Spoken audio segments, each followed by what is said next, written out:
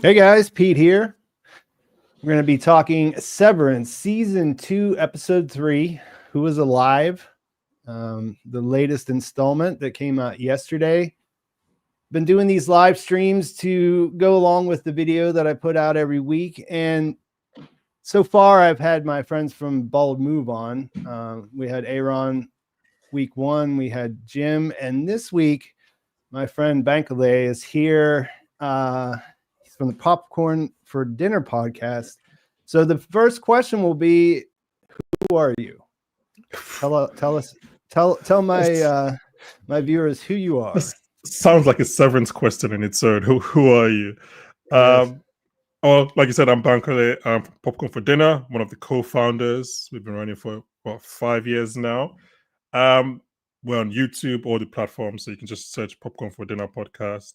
We're covering TV. We're doing Severance right now. I'm not on that, unfortunately, just mostly because we're covering so many other things in the coming weeks. So we're going to be doing like Yellow Jackets, Invincible, maybe White Lotus. So yeah, that's who I am right now. My life is just covering TV shows. Yeah. So we first got together for All Mankind, right? Yeah. You reached out to me because no one else was watching the show. Yeah, we were like the only two people in the world that were really doing full coverage. Yeah. And so we decided to do a stream or a podcast together. And so, we've been talking TV ever since. The first few weeks of this, that's what I wanted to do, is bring on the people who I talked about TV with the most. And so you were a natural choice on the list. The other thing, I guess, maybe industry, I guess, is probably. Yeah. I mean, I love industry. Yeah, you were an early you were into that early. It took me a while to come around on it, and so you were sort of ahead of the curve on that, and that's sort of one of the things that I think that if I was going to suggest, all of the podcasts that you guys do are fantastic. You have a whole team over there. But I think the industry stuff is probably some of the top stuff for me. Yeah, we're very lucky with industry because we started covering it with the second season where lots of people didn't really like or didn't even know about the show. And we kind of grew because industry as a show itself was okay, in my opinion, in season 1, then got much better in season 2, and then season 3 was just lights out. So yeah, I would agree on the same. Yeah. So we're covering season 2 and no one else was really, and then like the creators found us on Twitter and they liked what we're doing. So they came on in season 2 because they as well were like, they were relatively unknowns at the time as well. So they were just free to come on. And then we're doing season 3 and then they came back for season 3, which we just couldn't believe. But yeah, it's a weird one to be there for season 1 of a show and watch it grow. And watch people actually start getting onto it. I've never really experienced that before because I came into Game of Thrones late, Breaking Bad, all those shows I came into them late. Yeah, I had the exact same experience with Severance because. Well, yeah. I just took a chance. It's like a lot of times it doesn't really make sense for, in my coverage, like to do a season 1 on an untested show. You know what I mean? It just sounded like. The concept was enough for like me to check it out, and then I really liked the way that they were building the world inside. You know what I mean? So like that was enough, and then by the end of the first season, I was totally hooked. But that was a big part of it. Was being there whenever not that many people knew about it, and just sort of having it to myself in a way. So did you cover the first season? Yeah. From episode 1, yeah, because I watched it but I didn't cover it because like I came into like episode 4 or something quite early in the run, but I wasn't gonna cover it because then we're not getting screeners. It just seemed like a hassle. But yeah, it's one of those things where I've been shouting for 3 years, go watch Severance, and then people finally watch it, and now they're all here, so that's good. That's nice. So the other question that I usually ask in the beginning with the new hosts or the co-hosts, I guess, is that, there's basically 2 ways to engage with a television show like this. You have people who are 100% theories. They just want to solve it. They watch the show to try to solve the puzzle. And then for me, at least, I have a more traditional, like, character focus, just like TV because of what TV does, you know what I mean? So I appreciate the theories and everything else, but it's just not really the major sell for me. So where do you fit on that Yeah, spectrum? I'm exactly like you. I unfortunately, like, no disrespect to all the listeners that are theory heads. I don't care about a theory. I don't care about a mystery. I mean, I care in as much as, like, as a podcaster, we need to kind of know the theories so I can engage properly with Yeah. the material. But because like I said, I'm preparing to work on Yellow Jackets now, which is a show that I greatly enjoy. And I just watched the first one. I was like, I don't care about the larger mystery. I really just care about the character work. I don't like care whether the island is haunted or whatever. And like I think I'm also very patient with creators. I'm like, you can tell me when you want to tell me, which lots of people aren't, and that's fair. People want, like, people say you can't go on for 5 seasons without telling us what the answer is, which is fair. Yeah.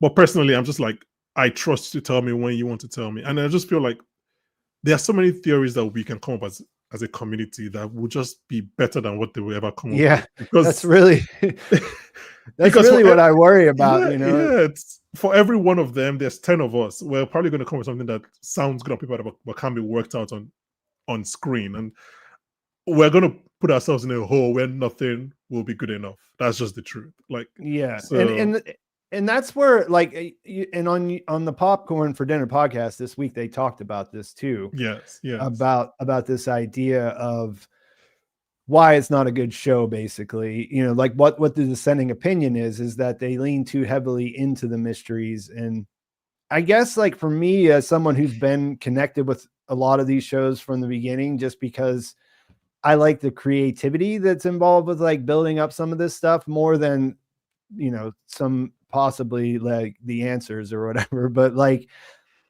like, I am a sucker for it in a way. And I think what to me, if you're just watching how these things evolve, because generally, like, people have given up on like, that it can be done well. You know what I mean? Like, they basically have just grown tired of the idea. Like, there's like two types of people that you see out there who their entire like, TV analysis comes down to, I hated the ending of Lost, or I hated the ending of Game of Thrones. Yeah.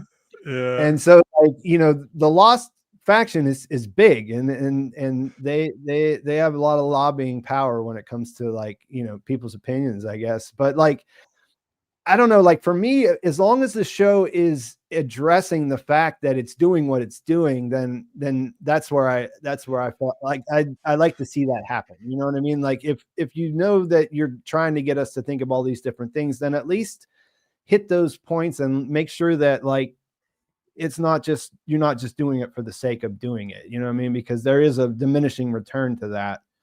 And so, like, if you're actively, like, exploring the ideas and the questions with us, instead of, like, trying to keep it away from us and keep it, trying to surprise us later, I think that's promising. And I think that we're seeing quite a bit of that in the second season so far. Yeah, I'm hopeful, because Dan Erickson has mentioned that even before this, he was someone who engaged with that kind of content. So I think he kind of knows the landscape that he's dealing with. So maybe he would know how to, like, navigate it better than a 70-year-old writer who, like, doesn't know what YouTube comments or what Reddit is. So, like, it's a lot easier to kind of deal with that. Look, we can theorize as long as we don't hold, like, can we theorize but also judge the show's results independently? That's all I ask from yeah, TV that's the bottom line. I agree with you on that, for Don't sure. be like, oh, this is not as good as what was in my head. It's just almost never will be. It's like, like, your imagination is endless. They are constrained by budgets and physics, all sorts of things, and things, like, it just will probably never be what's in your head. That's another thing that we shouldn't derail on, but it's another thing when people are always like, why can't they just follow the book? And it's like, whenever there's, an adaptation, and it's like, well, for first of all, most of that really just exists in your imagination. It Yeah. doesn't exist in a real place. You know what I mean? Making something real is quite a different thing. You know what I mean? Like, but anyway, so let's stay on Severance. Yeah. Well, yeah. So I agree with you. If you watch Yellow Jackets, come join us February 15th, Popcorn for Dinner podcast. Hopefully. Nice. Hopefully you I'll guys be following along. I don't think I'm gonna. I don't plan on covering Yellow Jackets this time around. I think you have your work cut out for you with 2 there's Severance some other episodes a things. week. The timing is pretty bad on set. It's not great. Yeah, and like you said, it's in my experience with season 2 it was a lot of work because there's so much of the multiple timelines, multiple theories about what's going on. A lot of stuff you have to go back and make sure that you remember correctly because there's so many different points of view and things like that. So it was a lot of work for me. I agree. So to bring it back to the 3rd episode of the second season of Severance, what were your overall thoughts on this episode? Okay, so I would say that I think it's my worst of the season so far, but I don't even like using the word worst. It's my least best of the season so far. There was a point where I felt not a lull, but I was like, okay, this is a good episode of TV, as all Severance episodes are. And I was like, okay, I get it. But then the last 10, 15 minutes, I was like, oh, okay, this is actually what a top tier Severance episode. Like the first 40 minutes, was like a lot of good things were happening, a lot of good questions were being asked. I was like, okay, maybe just like the rush of the first 2 episodes are done. Now we're going to start like slower. And then they do a season 3 finale action in the 3rd episode. I'm like, oh, okay, so we're not taking our time. We're just going straight into it. We're just doing this. It's just happening right now. So it was, well, I love 1 and 2, so it's not as high for me as those 2 episodes, but I do think it's just another excellent episode in a line of excellent episodes that is really capped off by a great last 15 minutes. Yeah, it's interesting because the what I liked about the first 2 was that it kept those 2 things separate. Like we could just be on the severed floor and with innies, and then we could just be outside. And so it's interesting that in the episode that they're actually reintegrating the main character, or he's beginning his reintegration, that we see that what the show is going to be like in that way too. You know what I mean? When you put those 2 stories back together. I don't think, as much as I liked that they were separated, I don't think I would want that to be all the time. I think that was a nice way to open the season and reorient us in both worlds. But generally speaking, I think that it'll come off a lot more balanced if we bounce back and forth naturally. I think that was a great idea, the way they did it, because there was so much material to do. And then also just starting with the innies just gave the outies story just more suspense and more payoff. It was a very smart idea to split the first 2 episodes here. I agree. And I just want to say thanks to Mike Metco Meetups for the $20 super chat. Yeah, very generous. Thanks a lot. When we get into this episode, I mean, we're going to go beat by beat with the different characters and things like that. But I think that what I've seen the most discussion about so far about this season is the Helena situation. And I listened to your episode I saw the joke about saying the character's name a different way in House of the Dragon. And I hadn't even considered that. I just completely forgot about that character in House of the Dragon. I every time whenever I record one of these, I always slip. I don't know how many actually got through. I've gone back and fixed it, but it's just one of those things that the name exists in my brain like that first. So, it's sort of what I was saying. Helena. Yeah. So it's like, I have to not do it the default way, even though there's no reason other than that was just covering that show that's the way I remember it or whatever. But yeah, so this idea of who's there, this is something that we talked about when we both first saw the first episode. I remember.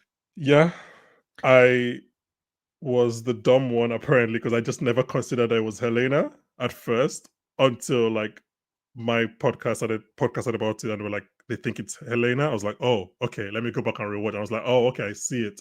And I do think again, I do think the better story option is that it's Helena. That's the more exciting story idea, right?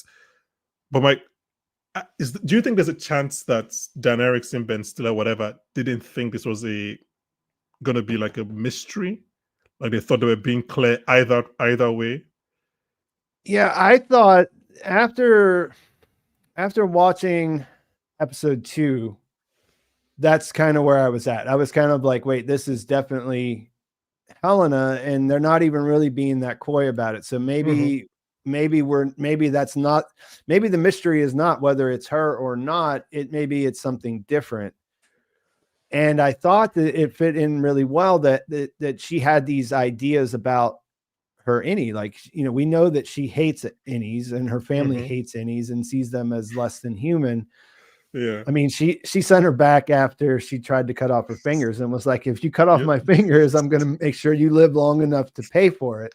You know what I mean? Like, that she has feelings about it. So to see her watch the videotape in episode 2, that was like a moment where I was like, oh, well, there's something else here, because then maybe Helena can become a different kind of person by this experience of going through Severance or whatever. Right. So yeah, then I don't know. I saw an interview that Dan Erickson gave where he was kind of pointing out the things that they did to make it more of a question. Like you could, like you said, okay. you could say, okay, this was she really didn't want to be considered different than the rest of the group because she's now, they know she's an Egan, then they won't accept her or something like that. I didn't think that tracked with the characterization, because like I said, this week, and really the big thing that happened this week that backed this up for me was this situation where they don't kiss. Okay. Yeah. Okay. So, and like, no, sorry, finish. No, well, I was just going to say, like, to me, this is something that we saw her initiate in the past, and this is something that, like, Heliar is fearless. Like, that was one of the points of the character, wasn't it? So, yes, I agree with you, but I don't know if this is an excuse, but something I keep thinking in my head is like they are children essentially. Yeah. So if he told a teenager, "Oh, I think my friends would not trust me because I'm actually the innie of the evil corporation," a teenager might believe that, as opposed to like a grown adult who can like think it through, if that makes sense. And for this kiss, I kind of use that logic as well, because so I was thinking about on this Helena thing, I was thinking about there's a quote Alfred Hitchcock has about the difference between surprise and suspense. So he gave the example of, if you and I are talking and then a bomb goes off, that's surprise to the audience. But if the audience knows that there's a bomb underneath us, neither of us knows, and we're talking for 15 minutes and then it goes off, that's suspense, right? So I was thinking that if, for example, the writers want us to know that it's Helena, all of this is suspenseful. All of our interactions are suspenseful because we know that she's Helena and everything kind of feels a bit different. We want to shake Mark and be like, that's not Heliar, that's Helena. As opposed to like a twist in episode 5 is like, surprise, it's Helena, not Heli. We'll be like, yeah, we knew that. Like, so yeah. I don't really know what they're going to do, because, for example, with this kiss, if it's Heliar, I can argue with you that I think, gosh, I can't remember. I think it was you that said it, or maybe it was the bold move. I'm sorry. I've consumed a lot of content in the last 24 hours, but because I had the idea that maybe she's a high schooler who almost died and then had the bravery, or thought she was going to die. She had the bravery to go for a kiss. But now that she's alive, the second kiss is still a bit awkward, even though she had so much bravery the first time. Like, she's like, do I lean in? Does he lean in? Do I grab him? Does he grab me? So I can understand why Heliar will be kind of awkward in that scenario. Yeah, and I think I think that's by design too, right? Because I think when you see her walking down the hall here, she's definitely doing like a 90% Heli walk. You know, like Heliar has a very distinct walk throughout the first season. Yeah. That you definitely don't see Helena doing outside. You know what I mean? Like, she's completely different. How would you And to describe me how would that you this describe was, the difference? Sorry, how would you describe the difference in their walks? it's like a strut. Heliar Mm. does sort of like a strut. Like there's something with the shoulders and just the way that I don't know. I guess I never broke it down. Like Helena is a bit more robotic and structured. That's my yeah, like understanding of it. Yeah. she's reserved and everything is kind of the way that it's supposed to be. Whereas as the way that Helly's hits me is like, you know, she's just a force of nature, like in an unmeasured way, you know what I mean? Like she's like a bullet fired out of a gun, sort of, you know what I mean? Just Yeah, like yeah, that makes sense. nothing holding her back, you know what I mean? Like that's just the way that it comes off to me. But yeah, I don't know. Like I saw a comment about something on one of my, you know, on my video, that someone was saying that if you look at Milchek's computer screen, there's something there that might be a clue. I think there's a lot of stuff, but as strongly as I feel about this, I think that it's definitely the case that we don't know for sure. I have been wrong about things that I felt this strongly about before, and you know, if it turns out to be the case, then I'll admit that I made the mistake. But I feel very strong about it. But I feel like story wise, there's reasons that still works pretty well. I think all evidence points to it being Helena. My question is just, what is their thinking and execution behind it? Like, as someone who thought it was Helia, I just never even considered it was Helena. I didn't even come to my mind. So I do think like everything, like the evidence in the show in terms of like how finding the switch and all of that stuff, but also story wise, especially now that Mark has done what he's done, like the whole kind of like triple, quadruple agents going on between the two of them. So I do think it's Helena. It's just how do they reveal that to us, and what does that say about the character? But this case, though, from Helena's point of view, is kind of dark, because like it's dark and sad, because in my head she's like this love-starved woman who is kind of waiting for this man to kiss her, because maybe she doesn't experience something like that or something real like that in the outside world, but like she knows she's pretending to be the person that he likes or loves. It's a mushy, it's very gray. If, you know, gray. That's a generous way of putting it. I don't know. I've enjoyed it though, like I said, because of the way that, you know, there's an effort to conceal it, but it's also sort of like we feel like we're in on it. You know what I mean? Like that's sort of where I think that the mystery box can work, is like I said, if we feel like we're participating in the process of getting there, rather than just waiting to be wowed by this big reveal we didn't see coming or something like that. Yeah, I do think it'd be telling. I don't think they thought that they were going to shock the audience. I think there are too many clues for them to. They know their audience. The audience is too smart. Like they should. If they don't, then there's a problem with the way that they're constructing or crafting their show, I think. But you know, so it would be a surprise to the Enies, obviously, but I don't think they expect it to be a surprise to the audience or to majority of the as audience. we were talking just now, and I was just looking at this look on her face, like it's going to be devastating for everyone involved. So painful. Like for Mark, it's gonna, because even I don't know if Mark, like, does Mark S know who Helena Egan is? So no, does Mark Scout know who Helena Egan is? Like when he sees her, would he know who? Because I don't know who like Jeff Bezos's daughter is, if he has one. If that makes sense, Lord. So like, if he sees her, would he know who that is? Because if he does, that's a whole different thing. Yeah, you would think so after the OTC, but not a lot of time has passed, and it's hard to say really in world. So we're talking about Mark, and we're also talking about motivations for different things. Like we did get to reintegration. It was something that there was a couple of things that I thought were going to be roadblocks. I thought Devin was going to be one, because she was getting involved, and doesn't seem like she would get behind this idea. She seems to be the responsible person in the room Yeah. most of the time, you know, the one that thinks things through and has like, you know, doesn't Clear head. just, yeah, like, and so I thought Devin might be, and then I also just, I mean, it's a dangerous process, you know, like this is, he's risking his life, you know, I mean, he knows that Yeah. he met Petey. But here we are, and what did you think about this? What did you think about his motivations here? So firstly, I would just say that if somebody was gonna do a medical procedure on me and they hit the equipment to get to start working, that's my point to check out. I'm like, Yeah. call me when it's working properly. I'm not gonna be when you're hitting it to work. Yeah.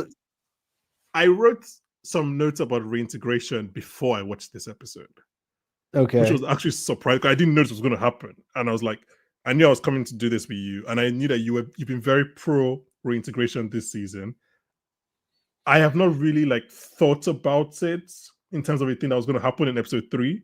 Like I thought it was a thing that we were like, 'cause I didn't watch the trailer. Maybe it's implied in the trailers, but I thought it was a thing that we're like far off, maybe end of the season kind of away. Yeah, that's true. I was also thinking that we might be seeing this at the end of the season rather than episode 3, but go ahead. So I'll answer your question about motivation, but my only thing about reintegration is that my only question, and Regabi tries to talk about this, but then Mark cuts her off, is does it, I know integrates obviously their intellectual thinking and their memories and everything, but does it integrate their emotional wants as well? Because Mark Scout loves Gemma, Mark S loves Helly. Yeah, and I was What listening. This is another thing that came up when I was listening to your podcast earlier too. Was that I think it's AJ is that yes. is on there. She was saying that you know, there was she had reservations about this because the motivation is that he loves his wife, right? And the process he's going to do, like, I guess to answer what you're saying is, do their emotions? Not really. What it does is it makes both of their experiences be there. So they can draw on both of their experience. So that should, yes, it should create a conflict, right? Because any Mark has feelings for Helly. That's a whole thing. That's something that's a definite part of this show. And the reason I'm just going to backtrack for a second. The reason I'm pro reintegration, or I have been, is because I don't want the innies to die. I don't want them to cease to exist. Because, you know, that was the thing that I liked so much about the first season. So that's why I think that they have to do it. Isn't this killing them? Isn't reintegration killing them? But yes, that's the other question that this really brings to mind, though, is that when you play it all the way through, you're not killing them now. You're not making them cease to, but you are kind of ceasing them to exist because they become a part of a whole rather than an individual, right? And not and not the controlling part. Like they're not. They're well, we don't really know how that works, honestly, because Petey didn't do what he was supposed to do. I mean, true. Let's see. Like, if when Mark says Helly, would he get feelings? That's we don't know. Yeah, like I was thinking about this all night and this morning, and honestly, there's no way for us to know that yet because their memories will be mixed. It's still, like you said, kind of feels like it's primarily Mark Scout, not a combination. Yeah. And then because Regabi says, I can sew together a version of you that loves her with and then Mark and then he cuts her off. I was like, God damn it. Can you let her finish a sentence? I really need to know the answer. I really need that second half of the sentence to make make my decision on how I feel about this. Exactly. But to your question about motivation, I love that this is his motivation. I love it so much. I love that it's his love for his wife. It's not that he wants to know what work he's doing or he's trying to lead a revolution. Nothing else. It's just something pure as I love my wife. And like, he doesn't say I want to see my wife. That's what he said too, you know. I want to see my wife. And I thought that was, I mean, like, it could be I see her once and that's it. He's okay with that. He's not like, I'm trying to save. I just if I get the chance to see her one more time, then it would have been worth it. I found out, so I loved it so much. So Yeah, I like that this was the motivation that they settled on, because this is a man who's been grieving for 2 years. Like, I mean, if you Yeah. watch Shrinking, they'll argue that maybe he hasn't even started grieving because he's just been numbing himself with Yeah. alcohol. So, like, Yeah. clearly that death really rocked him, and it makes sense that he's willing to just risk his life at one chance to see his wife. So I love that this was what they chose as the motivation. Yeah, I was I was actually watching this with my wife the second time I watched it, and we both just kind of gave ourselves a look at the end there when it cut to white. Yeah, it was just like, yeah, we're doing this. That's nice. That's nice. I'm very intrigued by both Helly's reaction when she finds out that he's been reintegrated, or rather Helena's reaction, if that's Helena, not really Helly, and also Yeah. Devon's reaction. Yeah, I don't know. Like, there's a lot that it really is a new phase of things at once this starts to come in. Like, we're going into uncharted territory, assuming that it goes a little bit better than it did for Petey, right? I mean, well, he's the main character, so we assume as much. I mean, he's definitely not going to die, but I also hope that, there's more of a, where he has some kind of control over what's happening instead of just. Can I just say that, sorry, Regabi instilled no confidence in this entire procedure. Like, in this scene, she says she's better at it now. Yeah. Then she hits her equipment, and then his hand is twitching, and she's like, fuck. And I'm just like, at what point do you like, okay, call me when you're good at working? Yeah, like this? it brings up a question, like, how is she better? How does she know she's better at it? Has she reintegrated someone successfully? I mean, I think that the answer to that is probably no, right? But so how theoretically it's all untested, right? Yeah, and that's another question that I wanted to bring up, is that, we don't trust her, do we? I think we're supposed to kind of want the same thing Mark wants, but like, we haven't been given enough to fully trust her. I mean, I think we trust her only because she's against someone we know that is evil, which right, is Lachman. Exactly. But you're right in that, like, you're kind of like, why are you doing this? Because you're not like the crusading scientist. So what is your motive? What's your motivation here? What is it in it for you? I do think I've seen the theories that like Regabi is clearly shady, and I kind of agree with that. Yeah, it's just that right now she's like the enemy of our enemy. But if she turned out to have her own nefarious plans, I wouldn't be like surprised. It makes sense. Yeah. No, also, how did she find him? Does she have him bugged? Like, is she tracking his car? What did you make of her saying that she heard of the OTC? She heard about it.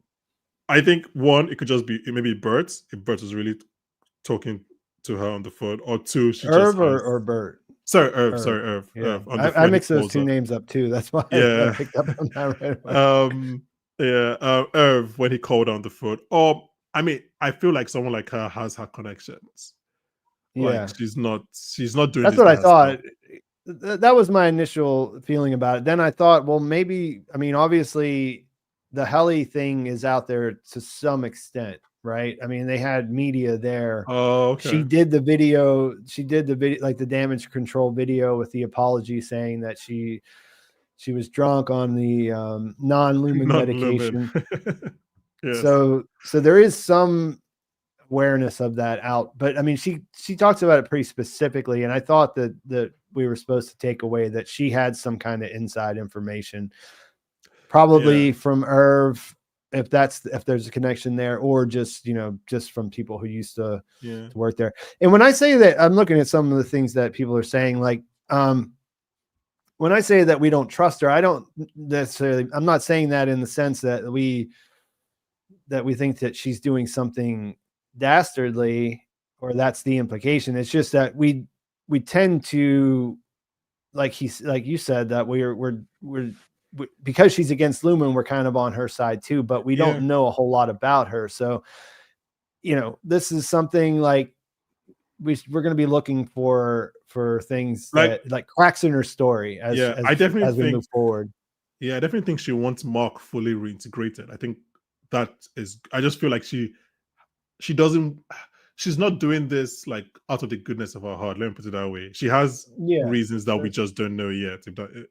But I do think she wants the same thing we want at this moment, which is for Mark to be healthy and I guess for Lumen to be taken down. So yeah.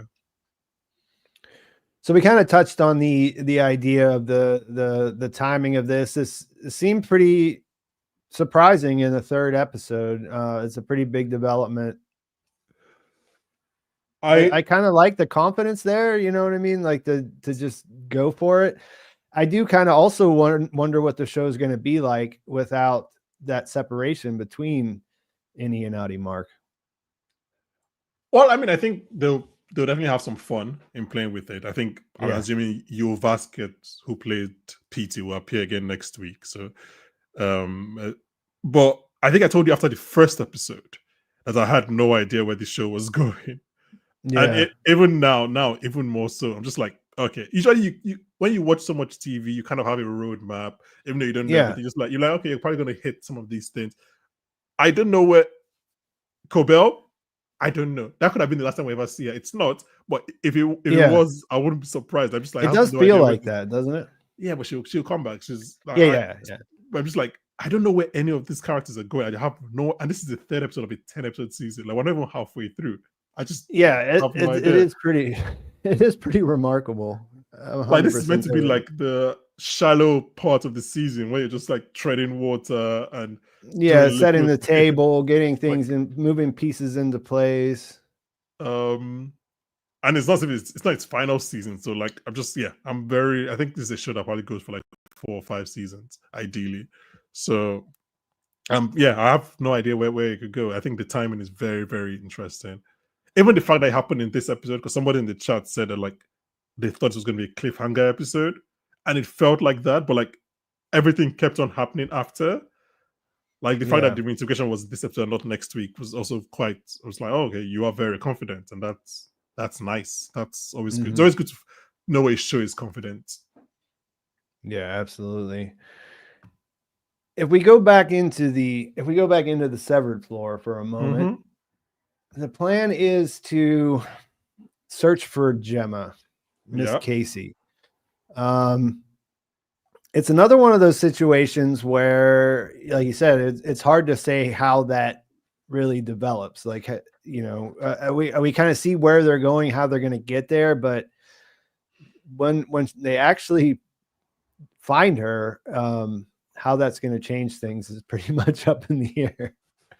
Oh, you mean in the show, like for the story of the show? Yeah. Yeah, we didn't. Is that even Gemma? Because like there's also the theory that, because again, like I said, it's hard to talk about this show without talking about internet theories. But there's a theory that maybe Gemma actually did die and they've just been creating new bodies. So like, if that Gemma was taken outside of Lumen, would she get her memories or was she just a husk? Yeah. I have no answer. I'm just asking the questions. Yeah, that's like I said, it's hard to imagine how that ends well or ends cleanly, maybe is the word I'm looking for. But the plan itself, I guess, makes sense, right? I mean, the way he lays it out for Helly, it makes sense that that's what he's going to do. I was so happy. Sorry. I'm sorry. Finish. No, go ahead. No, I was going to say I was so happy with that sequence because, like, I too was like, "What's the plan here?" So when Helly said that, and then he gave his answer, I was like, "Oh, that's actually a very solid plan." Like, you go out the door, and he figures it out. I was like, "Oh, that actually makes sense." I'm happy you guys actually have a plan and not just unlike Mark on the outside, who's like, "I'll leave it to my Innie to figure out how to give me the information." I'm like, okay. So yeah, no, I liked that the plan. I think it's a good plan. If they had found Gemma, it had been a plan that could have worked. Obviously, we know they didn't do that. And so, like, I guess maybe. Oh, sorry. Someone in the comments, Mary P, just said that they think Regabi is trying to undo the damage she did, which I do think that's like the most generous reading of her situation and her motivation. Like she's just trying to fix her mess. it seems too clean. That's the story that she's presenting, right? That she used to work for them. She knows how evil they are. She wants to stop them. Exactly. And I could buy that being true. I could buy it too, but it also feels too clean for a show like this. Like, you feel like a show like this usually have like something murky underneath. I mean, she killed Grainer without much reservation with the baseball bat. No reservation. You know what I mean? And like, gave Mark his card. So yeah, she's someone that you need to consider might be capable of doing some things. But yeah, I mean, I think generally speaking that's a believable motivation. I mean, that's something that they've established. People don't like Lumen. They don't like this process unless, they're actually in it. You know what I mean? So like it's that would make sense. And it's also like awful. You know what I mean? Like it's all like you should probably fight against it if it was about to exist in our world, right? Yeah. Yeah. Well, yeah. Oh, you're gonna tell me that you have some sympathy for Severance in real life. I'm not trying to be pro Severance, but like I can see.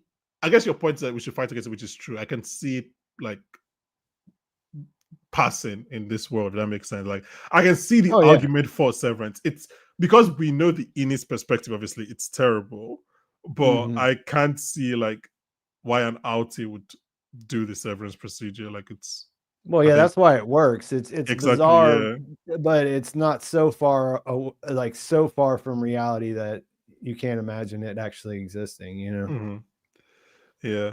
Oh, on that point, do you have an idea of where this show is set? I've again, not to like I was listening to not to give them any more ads, like they don't need it, but like the official Severance podcast, and I just kept on getting the feeling that like it's meant to be set in the 90s. I don't know why. I just kept on getting that feeling. But also like the show is, I don't know, it could be a thing where this, I don't know, because Cobell was driving out of the city, but the cars, the technology, I think obviously we see Helena use a smartphone this episode, which was an Android, which I think is quite interesting. She might be a bad guy then, huh? Exactly. Isn't that the urban myth, or maybe it's true that bad guys can never use Apple phones? So it's definitely beyond an urban myth, but I think Apple might be laxing. I don't know, but the thing is, like, Apple historically didn't allow their cast member, people that were playing villains, use iPhones. Yeah, that's the story. I guess they think it's bad branding or whatever. So I think it might have been the first Knives Out where Ryan Johnson kind of played with that, and I think he gave everybody Androids or whatever. But yeah, just like, because if somebody's on Apple's show and not using an iPhone, you kind of like raise your eyebrows at that, right? So like, why? What's the reason? That's obviously not a creative decision. That's definitely a corporate decision. But I was also just thinking, did you watch the show Maniac with Jonah Hill and Emma Stone? Yeah, that was it's a while ago. Was that maybe 5 years ago or so? More than 5 years ago. It was 2020. Yeah. It was like maybe at least 7. I vaguely remember. It's made by the same guy who he worked on. He did the Station 11, right? I can't remember. Maybe I can't think of his name at the moment, but I remember that was a world where it was Leftovers. It was kind of Leftovers. He worked on Leftovers with. Okay, maybe he worked on it, but it wasn't. No, Maniac is not Lindelof. No, I was saying he was one of the. He's one of the staff writers. That's why I think it worked. Yeah, but Maniac was a show like the technology there felt futuristic, but also retro. I guess retro futuristic is the word. So that's kind of what the vibe I get from this. Where obviously they have this technology, but like even the device that she's recording her apology on in episode 2, it's basically like a VCR. Like their cars feel very like 80s, 90s. I think someone in the chat was like, like Milchek's fashion as well feels very 80s. I don't know. It just feels like, I don't think it's 2021. Let me put it that way. Well, the way I look at it is that it's not our 2021. You know, like they had laptops last season, which is kind of what would kind of put me like the point of the retro tech inside Lumen is is something that they've talked about directly, like Dan Erickson. Oh, okay. They have it look like that because they want it to be as different as what they're familiar with on the outside world as possible to further disorient them from their real lives. So that tech that's inside Lumen is specifically made for innies. But the to make innies are not them- going to see where Helena Yeah, is but it's recording her. just an extra step in the Fair enough. process. That's the way they describe it. You know what I mean? Okay, that's fair enough. I mean, I guess maybe the cars are just an aesthetic choice. Yeah, the cars are always a weird thing because they make an effort to do that. Like they have to go to a you know, whoever they get their cars from, like for the TV show, and they have to get a specific make and model, and they have to fill a giant parking lot or city, you know, like when we see them out in the world, it's consistent. So yeah, there's that part I can't really explain, but as far as the tech, I know that they've said that specifically. I'm also just on smartphone watch now because I feel like most times people call in, the phones are off screen, but maybe somebody called in season 1. I don't remember. The only thing I remember from season 1 was, like I said, the laptops. Like Dylan or Devin is looking at one for a while, and it looks normal. And Mark has one as well. Fair enough. Okay, but yeah, I think just something to watch out for and just figure out. Yeah, I feel like I interrupted you before we were talking about that. Sorry.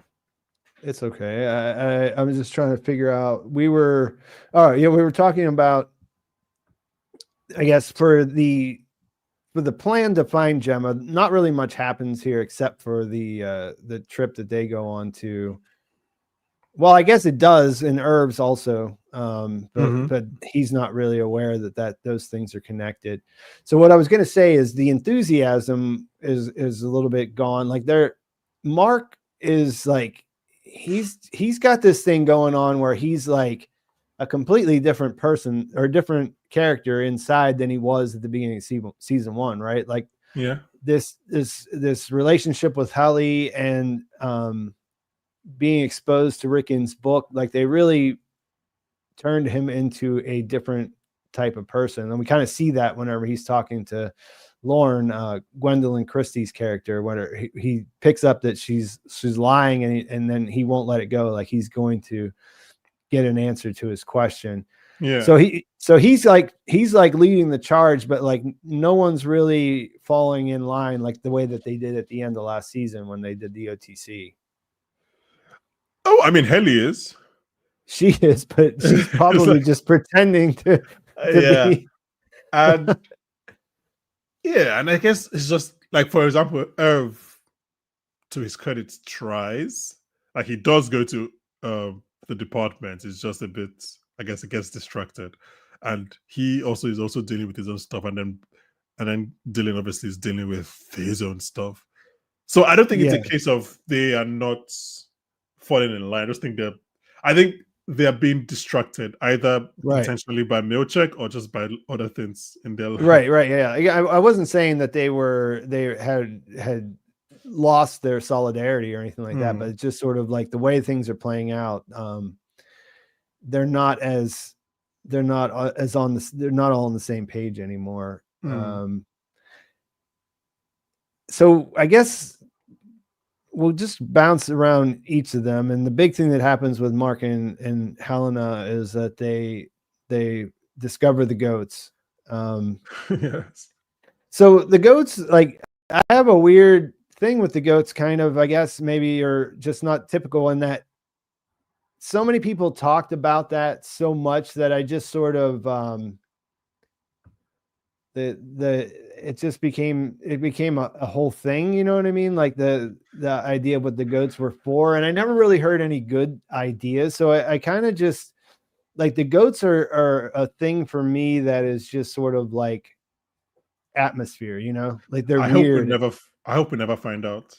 I'm kind of in that same place. Like I think I'm kind of getting there with that. Like I hope we never know what the goats do. I didn't. This feels weird to say because I didn't love the scene. If that makes sense, like I was like, okay, and it feels weird to say in a show that obviously I just universally loved. I was just like, maybe it's a scene that would make more sense in like I don't know, is Gwendolyn Christie going to come back? Obviously, we don't know at this point. Yeah. But it's just like obviously it helps that it shows us more of the department, but we already knew about the goats. So it felt more like fan service than anything else. Yeah, and I agree. That's something that I talked to someone else with, talked about with someone else offline. Was I like it? I like the weirdness. I like the character that they have for Gwendolyn Christie here, but there's not a whole lot that changed after they went there. Yeah, there's no new information here. We we already knew about the goats. We already met the goat guy. So this is just like a new thing. So I wasn't really jazzed on this scene, really. Yeah, well, and I think it's sort of like part of it is like I kind of want to temper expectations on this stuff. You know what I mean? Because like I said, it's like whatever the goats are actually for, it's probably going to be a little bit underwhelming after we wait to find out. You know what I mean? Like it's just there's so much. It's just so weird that and like I said, so many people talk about it as like one of the biggest things that happened in the first season, and it's just sort of like, yeah, but it, what could I it would really love be if they just if the ghosts were just like a random one episode every season, random. That would be cool. I would like that, and even if it is completely fan servicey, like you said, like I think that would be fun. Like just check in with the goats, see what they're up to. Yeah. I think maybe my problem with this scene was that it built the whole goats thing to be quite monumental. Like they're looking for this room, they go through the tunnel, they have a quite long scene with Gwendolyn Christie. And I was just like, the last season it was like a 2-minute thing, if that. And that was a fun thing. I was like, okay, that's funny. But this season I was just like, this feels like way longer than it needs to be, because we haven't gained anything. We just all we found out is that Miss Casey went to this group and that's like, okay, we could have guessed that. That hasn't really changed anything. I mean, what do you make? Like we touched on it earlier. Like, are these just regular people that do this job and then they go in there and they get all dirty, and so that's why they look like that? Or... I guess it's the job that makes them dirty.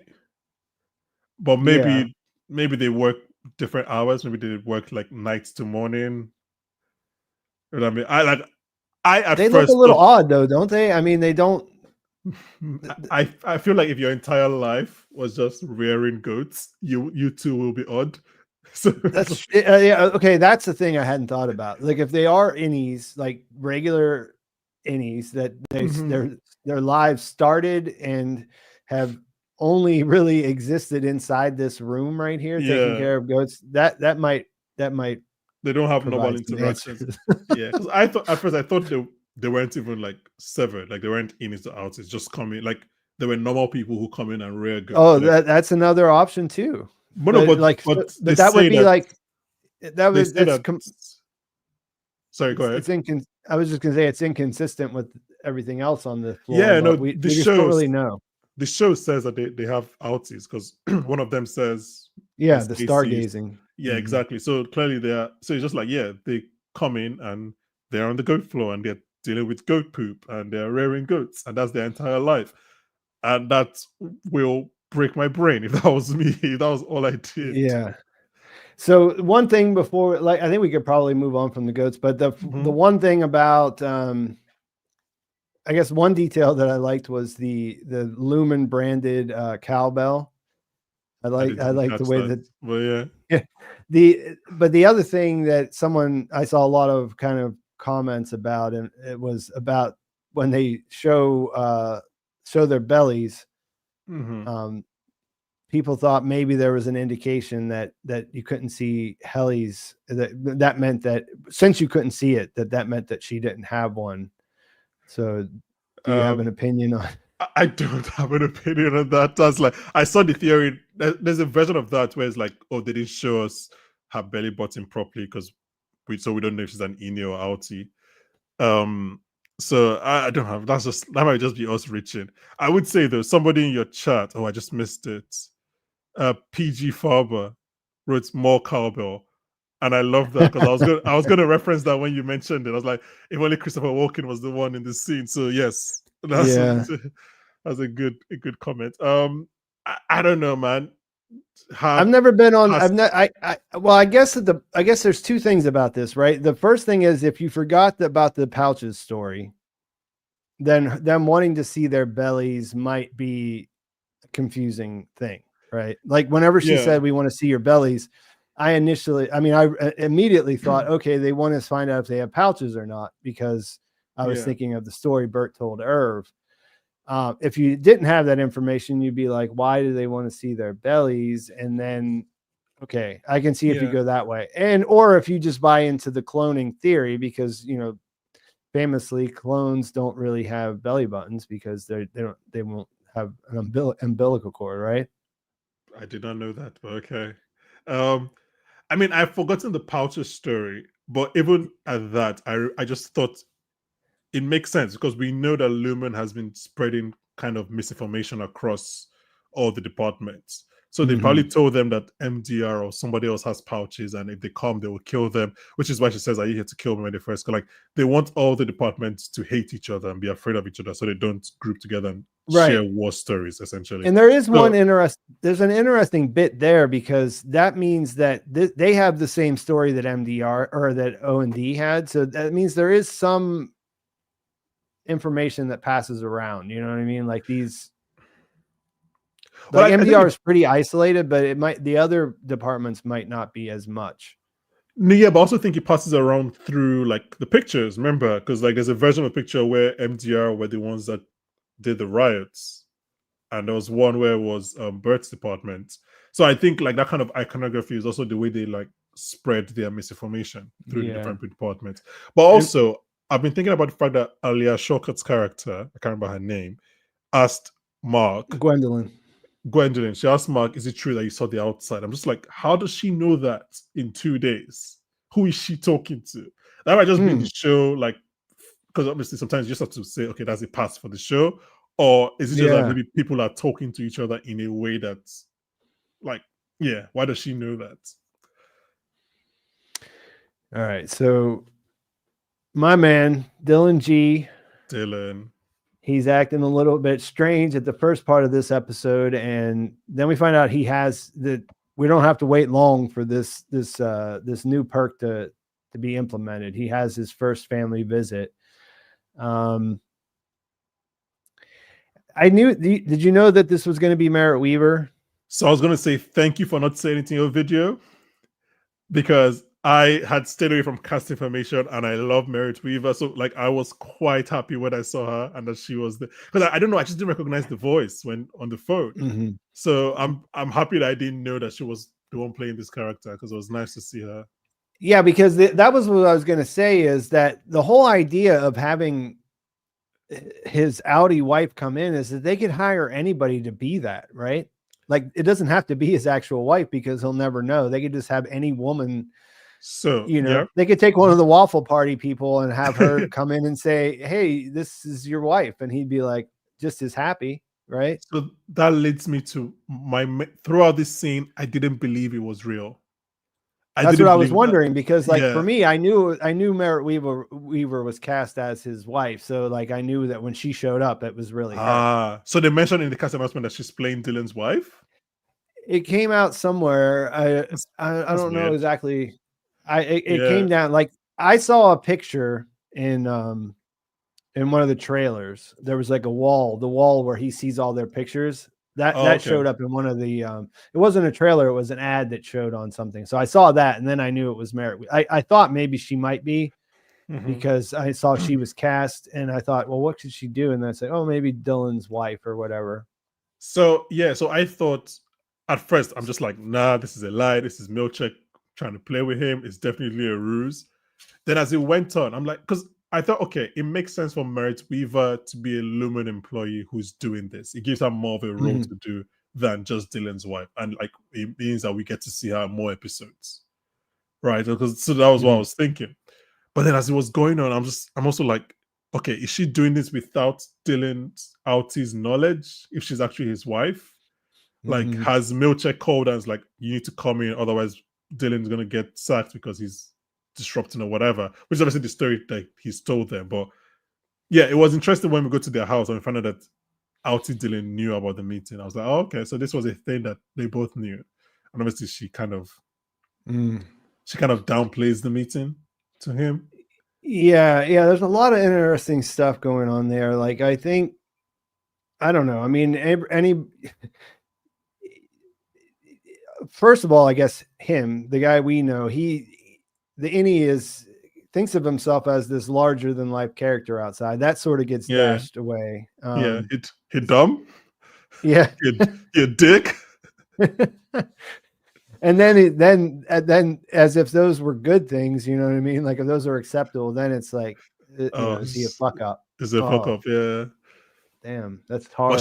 But she doesn't respond. That's interesting. She's kind of like, yeah, he kind of is. It's not his fault, but he kind of. Like, she doesn't actually deny that one. And I was like, oh yeah, she clearly loves him, but they've probably been through.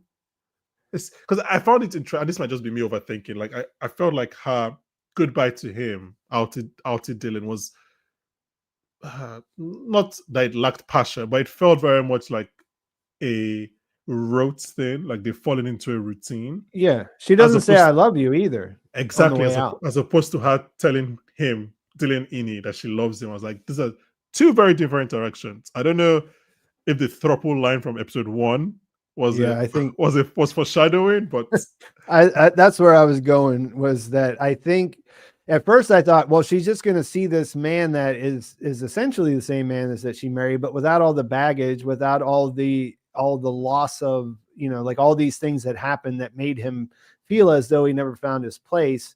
Of course, that's going to be attractive, right? Like being attracted to the Innie would be pretty natural if you were already in love with someone. But then I thought, oh, well, yeah, maybe they brought up the word throuple in the beginning for a reason. You know what I mean? Maybe she's gonna play both sides with that.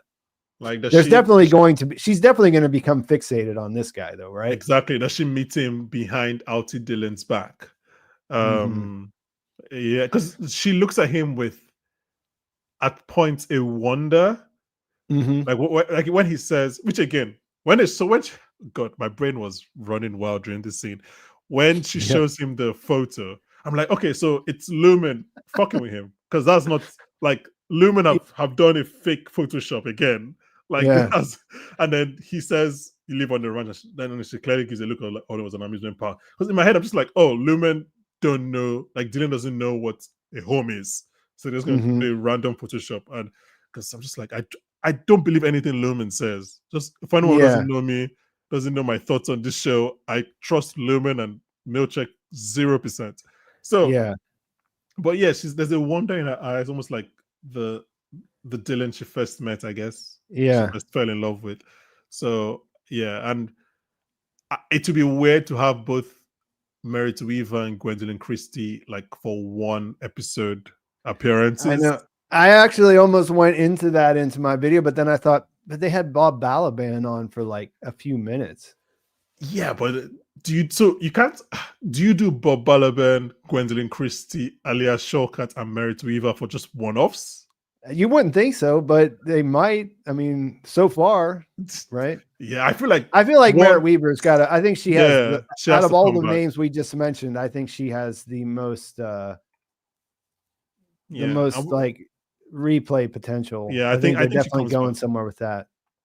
Yeah, I think she comes back. I think we're really going to go into Dylan's Alti life this season. We spend the most time with him, apart from obviously Mark, and I guess maybe Helena. But in terms of, we definitely spend more time than with Irvin's Alti. So, yeah, no. I mean, someone said Severance can afford to. I think you can. But at the same time, don't you just like want to keep one of them? I would get greedy. Role? Like if they came in, if I was involved with making the show and I had them there, like I can't imagine being like, oh, okay, well, that was cool. It's just like every it's like a Crispinola. This is a tool in our box now. That's like, the way I'd be looking at it. You have Merit Weaver, use Merit Weaver. Yeah. So I don't know. This was it's just when Dylan says, "I'm gonna make you all proud." That shouldn't have hit me the way it hit me. Like it felt it felt like a child going to school for the first time, and like Yeah. he genuinely means he's like, I'm gonna make you guys proud. I'm just like, oh, this works so well. I like Zach Cherry is Yeah. so good in that scene. I was like, wow. And obviously she replies, you always I'm always proud of you, which again, I think it's true because we've seen her on the phone to him. So yeah, it's Mhm. just I just loved the interactions in this scene. Yeah, Zach Cherry's awesome. Like it was, I really enjoyed this, getting him to have a different thing besides just being like, he still does. He still gets the jokes in there. You know what I mean? Mhm. Like the lines, but like just that look on his face, like that he did of just being so excited about the whole situation. You know what I mean? Yeah. He has a bit of range there, I think. Someone in your chat asking her job because of how she's dressed. I mean, I'm guessing security guard. That's kind of my Yeah, guess. that's the best I could do. At first, Yeah. I thought maybe a cop, but then she has like a regular jacket on. She doesn't have like an Yeah. issue. I think it's yeah. So Ben that's what I was Stiller. thinking. She sits at a desk as a security guard kind of thing. Yeah, like a night security guard. And someone's saying Lumen in there, but I didn't. I think No. that would be clearly marked if it was Yeah. Lumen Yeah, related. no. And that's It would just be too. branded, you know. Yeah, that's just too incestuous for the show as well. It's just like, yeah, why That would you would do be that? that would actually be a bummer if we found that out. Yeah. That's not something I had considered. But yeah, I do like that. Her voice is always is cool in the way that, like, sort of her affect in the way that she interacts, and that's why whenever I was first thinking about it, I thought, oh, she might be good as Dylan's wife. Mm. So elsewhere, oh, I don't know. Let me thank Seggy L for the $4.99 super Yeah. chat. Appreciate you, fellas. We appreciate you and that super chat. Thanks a lot. So elsewhere on the floor, we got Irv. These two were shaping up to be a dynamic duo in the beginning. You know, after that, they had a really great scene together in episode 1, and now the family thing sort of distracting Dylan. So we had this Yeah. first scene where Irv talks to him, that, you know, explains that he figured out that, or he remade the drawing of the elevator, and he can't get Dylan to come along, and he's starting to say, well, you should just go for Go for stealth or stealth. whatever, which makes no sense. And then Oh Miss gosh. Wong interrupts so that he doesn't actually have to say no. Yeah. A But little go ahead. No, a little thing I like in this scene is I don't think that we knew that Irvin. I mean, logically you kind of knew, but we didn't know that he had his artistic talents. Yeah, that sort of seeps in there in this Yeah. episode, huh? So, and I think it kind of makes it answers sort of thing because you're like, how did they get the drawing of Miss Casey? Oh, okay, Irvin probably did that, and then it kind of I actually did think about that quite a bit whenever I saw the trailer the first time. I was like, who drew that? You know what I mean? Like that's not like an MS Paint or someone just it's drawing like something out with a ballpoint, and, you know, like that someone who actually knows how to draw made that. So But how then are they going to explain that? Oh, it's her. That does make sense. that makes sense, yeah. And then obviously that leads to him showing Patricia the drawing of birds, which leads Felicia. to Felicia, sorry, which Yeah. leads to her seeing I think she called it the exports. Is that what she called it? Exports hall. Mhm. I guess that name is pretty generic, and it kind of works just in that they make these things with their 3D printers. They send them away. They call this one the exports hall. That makes sense. Yeah, and then I guess first thing about this scene is that it was awesome seeing a different side of Felicia, who was also great whenever she was just like a foil for Dylan in the first yeah, season, and yeah, just like matched his tribalism, you know, one for one basically. yeah, But here, like, you know, we see that, you know, she's got a lot more going on, and the way that she talked about the exports hall in particular, I thought was a really she put in a really good performance there. You know, like there's like, she doesn't say like, oh, the exports hall or anything like that, but there's just enough there that you can tell that this person doesn't like, it's not a place that she likes, you know, it's not a thing. It's not a good thing. Right. She's kind of dubious about, because she said that they used to go by themselves and then they started sending a guy. So like, I think she has her dubious feelings about the exports hall. Maybe, and maybe she's heard stories about what they're using it for. They being Lumen. Yeah. So I guess like for me, like after season 1, my thinking was that we had this information about Irv that he had been at Lumen for 9 years, but had only been in MDR for 3 as a severed. So that the reason why his Audi was painting this hallway was because, you know, he had worked maybe in a job that was similar to Milchek or something like that first before he became severed. You know, that was kind of a theory that just sort of made sense to me. Yeah. Now if we start to think about it as he's working with someone else, and you know, that really opens a lot of different ways that information could have came down to him. But I mean, in this episode, we see that someone else knows about it, and because she knows about it, that means that he knows where it's at, right? Like there's no reason why she would forget. Like they don't show it to us, right? Yeah, I think they obviously end that scene there. So I really think if she didn't know, she should have told him no. I think the fact that we don't see anything else means that she's going to show, or at least she knows. Yeah, so he's going to find out where it's at, right? That's what we think, and so, you know, it's interesting because Ragabi at the same time is saying that Gemma is definitely alive. Well, last time she saw her, last time she saw her, yeah. But he doesn't say she's sort of something like alive, or there's a reasonable facsimile of her alive there. Again, like she says Gemma is alive, right? It depends on how much you want to like trust Ragabi, because she could be saying that to Mark so that he reintegrates, even though she knows the truth is that it's not actually his Gemma. I don't know. Again, I'm just saying that like there's so many complications to it that we don't. And the thing about it, I guess the road I was trying to go down here is that like, okay, these are the big mysteries, right? What's going on with Gemma? What is going on the testing floor? Like we talked about that. We're already at reintegration. We're talking about destruction and everything else and not knowing where the show is going. Like it feels like we're getting answers to these questions. Like they're just around the corner. And then I wonder, like, there has to be another question that solving them opens up if they really think that they have 4 or 5 seasons. Yeah. I mean, I think I heard what I heard them say was they could do it in 3 or do it in 6, which feels like a pretty pat answer of just like how to break it up. But I was just thinking about the structure of things, you know what I mean? Like if we get answers to these questions, then that does that mean that they have something else up their sleeve that these answers reveal? Is that, you know what I mean? Or are we just going into uncharted territory?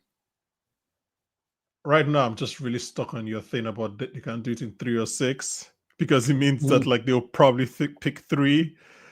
Like a show like this, with like, it's not, are you going to keep Turturro for 6 seasons? It's quite expensive. Well, a lot of Arquette, Turturro for 6 seasons. And I think honestly, I think that the reality that the environment that may have existed at Apple TV in the beginning when this show first was getting these sort of blank checks to make these 2 awesome seasons so far. Like, I'm not sure that exists anymore. Yeah, the economy is hitting everyone, even Apple. So so like, I mean, I hope it does. I hope that they just say, look, this is something, because I mean, obviously that corporation is going to make money either way. You know what I mean? Like the budget of Severance isn't going to change that. But I just think that like in the beginning, like you think about, we met because of For All Mankind. Like I can't see them starting a brand new For All Mankind exactly the same way right now as they did however many years ago when the first season for of that like came out. 3 years, they didn't care about For All Mankind who was watching it. Just told them to go. They were just making like a giant TV show with a great ensemble cast and 10 audience members, and they're like, we don't care. You're making a good show. Go continue making a good show. This. You can watch it if you want. We don't care. Just check it out if you got some free time. But now we're not promoting it. We're not doing anything. We just got this. It's just there. What a weird organization. No, but yeah, that environment doesn't exist anymore. Yeah, I think it's safe to say. But to your question, I think it's either there are more bigger mysteries, or it's gonna be like they take the football from us at the last second, and it's gonna be like a big misdirect or something that like changes the alteration of the group. I don't know. Like, you're right that it feels like we're too close to these things, but we can't know what Coda Harbor is by episode 5. That doesn't, like, unless there's a Coda Harbor around the corner. Like, it's just so I do agree with you that it feels like there must be bigger mystery as well. But again, like you said, a show that is running through plot, like, which is back to industry. A big reason I loved industry is like that show didn't care. That show would run through 3 seasons worth of plots in 6 episodes. Like, it just moved. And that confidence is always really good, because it means like you're not afraid of, quote unquote, keeping your best ideas or saving something for the finale. Like, you just do it because it's the right time to do it. So that is always a good thing. Like, how many shows, like, it's rare that you're like, oh no, the show ran out of story. Usually it's like they draw out the story, right? As opposed to, they ran out of story in the 7th episode and last 3 episodes were nothing. But most times it's like something that should be 1 season, you make it 3 seasons. And so my point is that if they are rushing towards, not rushing, because that's what we don't want. We don't want to rush. But if they're like getting to their big answers quickly at a pace that works for them and for us, then I don't mind, as long as they don't just don't jump the shark, I guess, is the only edict. Yeah, and I feel like that there has been, I mean, I don't know, like I think that the response has been pretty good. I think that there are some reasons to think that if they let the mystery sit too long, then people will get tired of that and they'll start rejecting. I mean, I've seen that happen to so many shows where people are drawn in because they like not knowing the answers and they like thinking about the questions, but then whenever they don't get any satisfaction, it turns them into I think it's happened the exact opposite. I think it's happened to every show except every non-limited series show that has happened to them since Lost. I can't think of it. Even Yellow Jackets, I can't think of a show that people were like still as on board as they were in the first season, like a mystery box show. People always just turn because they don't have the answers they want. And part of me is like, you can't have all the answers by season 2 unless the show is ending. So I don't know. Hopefully Severance has a way around it. I mean, I think that, like I said, there's major progress here, but it's not overwhelming. Like, it does, like you brought up the idea of rushing. It doesn't feel like they're rushing to it. It feels pretty natural, but it's a little bit. I was a little bit surprised that all of these things kind of happen, and then like you'll think otherwise. People will be saying that, oh, nothing happened in this episode. It was a filler episode or something. Oh God, I hate that word so much. Yeah, I know.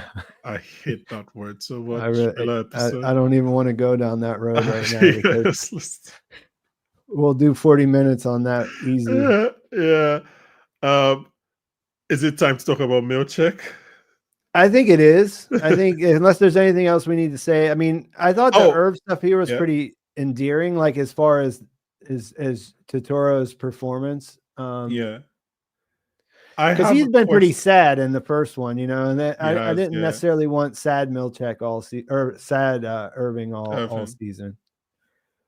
I mean, this is sad but in a different way because they are talking about their friend who died.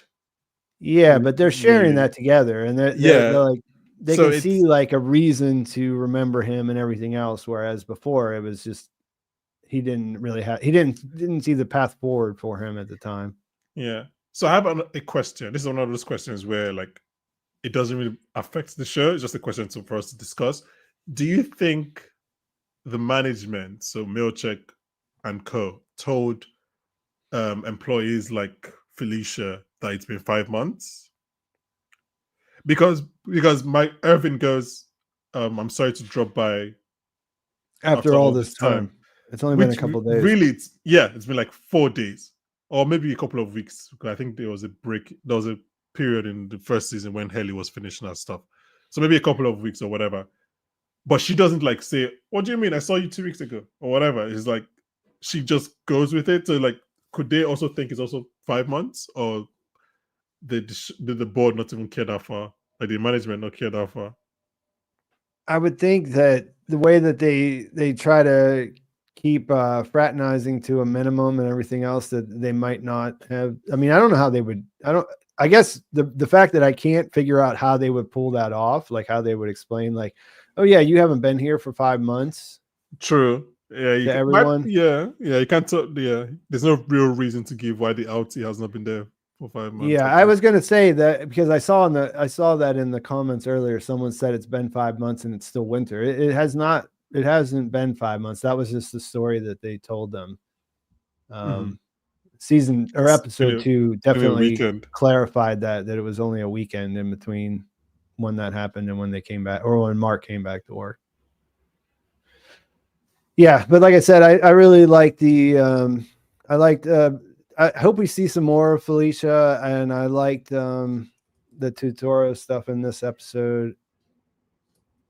And oh yeah, I really like the picture of Dylan and him thinking that he was a cattle rancher because of it.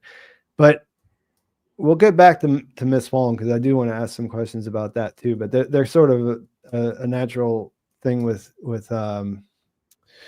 Natalie here. But yeah, so the Milchek thing, this is something I wanted to talk to you about. We were talking a little bit before we started. I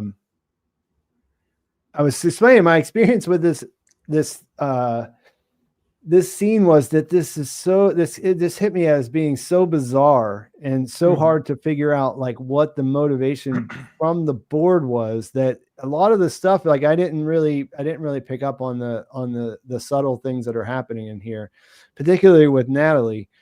But one of the things is that I don't understand who Milchek is outside of his employee life. Like I don't know if he's a true believer in Kier, which if you gave this to someone who was, that might have a different reaction, And so, yeah, so there was a lot of stuff here. Like I could tell that he was uncertain about how he felt about it. And so like, how did you interpret this the way this played out? I think he's pretty certain how he feels about it. He hates it. Right. He's like, I can't believe what this is. I mean, I think it's kind of impossible for me as a black man to like separate that from my understanding of this scene. So I'm going to use that perspective to talk about this scene. I think the moment Natalie said something like, these are inclusively re-canonicalized paintings, something like that. Yeah. I started laughing. I was like, there is no way this show is about to do what I think they're about to do. And then he opens it and I was like, oh my God. Because the thing is, in 2020, right, the world all of a sudden realized that black people existed and started doing some very outrageous things where we're like, you don't need to go that far. We just want you guys to like be respectful and not racist. Like, so companies started doing some things where we're like, that's not what we're asking for. Like, it going so far overboard that it made black people uncomfortable, right? So it was one of those things where we're like, do you actually think this is an inclusive thing you're doing? Like, make it like, why is this meant to help me? Well, why am I meant to feel pride from this exactly? And it's just, but you're right, because he was a true believer, and I do think. Yeah, because I think that there's that dissonance there that I was thinking, like, why would they think that? And you're right, that the answer is that it's because they thought, oh, well, he's a black person, so if we make the character that is Kier in this a black person, then that will mean something to him, which is totally tone deaf, right? But like it's 100%. So tone deaf that I couldn't like land on that as like the actual motivation. You know what I mean? Oh, that's definitely the motivation. 100%. It is. I agree 100%. But like in watching it in the first time, I was just sort of like, what is happening?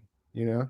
So and I think because your question was like, is Milchek a true believer? I do think there's a version of a person who is like, oh my God, I feel so seen in Kier. Thank you for this. Like, Kier is my own. And the like Milchek's race has been so interesting watching this season because I'm kind of track it, and like we don't know anything about his outside life, right? He has a motorcycle and he looks kind of cool. And in Rickon's words, he has a magnificent helmet. So he could have like a great life outside Lumen. He could like be going to bars and things like we don't actually know. He could be a really cool guy.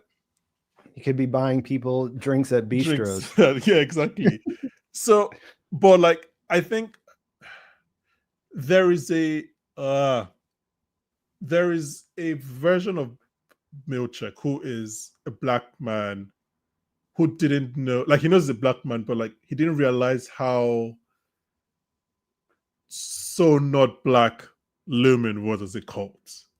And like this is, he might still believe in the cult for whatever other reasons they do, like whatever, I don't know what they are. We need to see their manifesto. We need to know what they actually preach. He might believe in them, but like he didn't realize the racial components just until they showed it to him. And he's like, you feel like this is the first time he's really been confronted with that. Yeah, I think outside, he probably knows he's a black man outside the world. I personally believe that. But at least first time he's like, oh, wait, like there's probably nobody on the board that is black. I'm probably like the only black person of power at Lumen. Like he's like kind of like, oh, you guys don't know how to react around me, do you? And I think that's kind of the thing is like, he's definitely questioning, not his decisions, I think he's firm in that, but like he's just questioning his place in everything here. Because I think to get to that level, you have to be smart, right? As a black man, as a black person, to get into like a high level like in society, in like a company or whatever, you need to be quite smart about what you're doing. And you could be smart in the sense that you understand that you're a black man and you know what all those racial intonations mean, or you could be someone who's completely oblivious to that and is very cozy with the white people, like the racist ones and everything, and you're quote unquote one of the good ones. I don't think Milchek is that. I think Milchek gets the idea that something here is a bit afoot, and I can't believe you've done this, and that leads to Natalie, because which I think is the important part of this. I don't know if did you watch How I Met Your Mother when it was on? No, not really. I mean, I have some familiarity with it, but not watched it. Kyle MacLachlan plays a guest role in one of the seasons, in which the joke is that his character's face is divided into two. So his eyes are always angry, but his face is always smiling. So whenever you like put a barrier, like a window, covering the bottom half of his face, you would think he was angry at you. But if you're covering the top half, he's smiling. And you think he's happy with you. I only bring that up because of the performance that Natalie is doing in this scene. Yeah. Like, she's smiling, but her eyes are doing so much work. Where if you're looking at it, because at first you're like, wait, Natalie, do you subscribe to this? Are you endorsing this? And she's smiling, but her eyes are like, yeah, I know. I understand. I understand how you're feeling. Yeah, that's the thing that I missed, because a lot of people have pointed out, people are bringing that up in the chat right now. And I thought that I didn't think that I didn't think she tipped her hand either way when I went back and watched it. But having that idea in my mind and watching it, I can see what you're saying exactly. Like, it's there. I just kept thinking that like she's in a situation where she's under scrutiny, you know what I mean? Like she wouldn't be able to show him one way or the other, but she actually does manage to do it, is what you're saying. Yeah. And I think I was thinking of there's a scene in Get Out, people who've watched the movie would know, where the maid, who's played by Betty Gabriel, meets Daniel Kaluuya, and she has this like long scene where she's saying no, and her eyes are, I don't want to spoil Get Out, but like something is working inside her that is trying to fight against her thing. And that was kind of like what was happening here with Natalie. It's just like when she said the board is off, you could just see the conversation that Milchek and Natalie have with their eyes, where she's I don't know how to describe it without like she's just basically saying, and also they tell her to say that she got it as well. She's like, the board would like me to tell you that I received this as well and I liked it, which is just very coded. She does. Yeah, she doesn't. She does. That's really interesting the way that she did that, because she doesn't filter it. She doesn't filter it to like, this is the thing I'm saying. She just repeats it. Yeah, she doesn't personalize it. She's just like, they want me to tell you that I like, not that I liked which is like which is a way of not endorsing it, right? Like it makes her not complicit or not involved in the. I think it has telling him that, look, I'm not on board with this, but it sucked for me when I understand. I understand how much this sucks, but we're gonna stand here and pretend like it's okay. And it's weird. It's one of those things where it's difficult, at least personally for me, it's difficult to explain why it sucks. It's just kind of like, you didn't have to do this. Like, I was fine following Keir when he was a white man. Like, and it's like, it's also funny because on the Bold Move, the podcast, they mentioned how, so are you telling me that Keir, who rose to prominence after the Civil War, as a black man, is he going to have the exact same trajectory that a white man had? Like, what are we doing here? How far are we going to take this thought experiment? This Keir cycle Someone in your chat said that he should have told the board to call. He should have called the boss bluff and asked them to change the perpetuity wing as well. Just make black animatronics. It was a scene where, and obviously I talk about it from a racial thing, but it's also a thing just because this show works as a corporate satire as well, and it's just like it shows the way like companies think they're doing something without actually doing anything. Like they put sometimes they put a lot of resources into that too. You know, like it's like they put a flag to represent their allegiance to the LGBTQIA plus group, but they never like change their hiring practices. They don't do anything that actually brings change. You're only doing superficial thing, and it's like, okay, well, actually do the work instead of. So it's just, I don't know. It was just I couldn't stop laughing throughout this scene. I couldn't believe that the show did it. Yeah, do you have a feeling of what this would set up for him as a character? Or, I mean, I guess what my final thought on it was at the end was, I just hope this means that we're going to learn more about this character. You know what I mean? Oh, I definitely think we're getting more about this. I don't think it's going to be like he's going to become not just at work, but like his outside life. His outside life. Okay, I don't know. I think they are going to show more about this guy. I don't know if it's going to be outside, but I think they are going to let us know about who this character is. Definitely. I think like the way they've talked about this character and like Tramell Tillman's performance, I think it's something that they want to explore more of. He's not just going to be the guy in the office.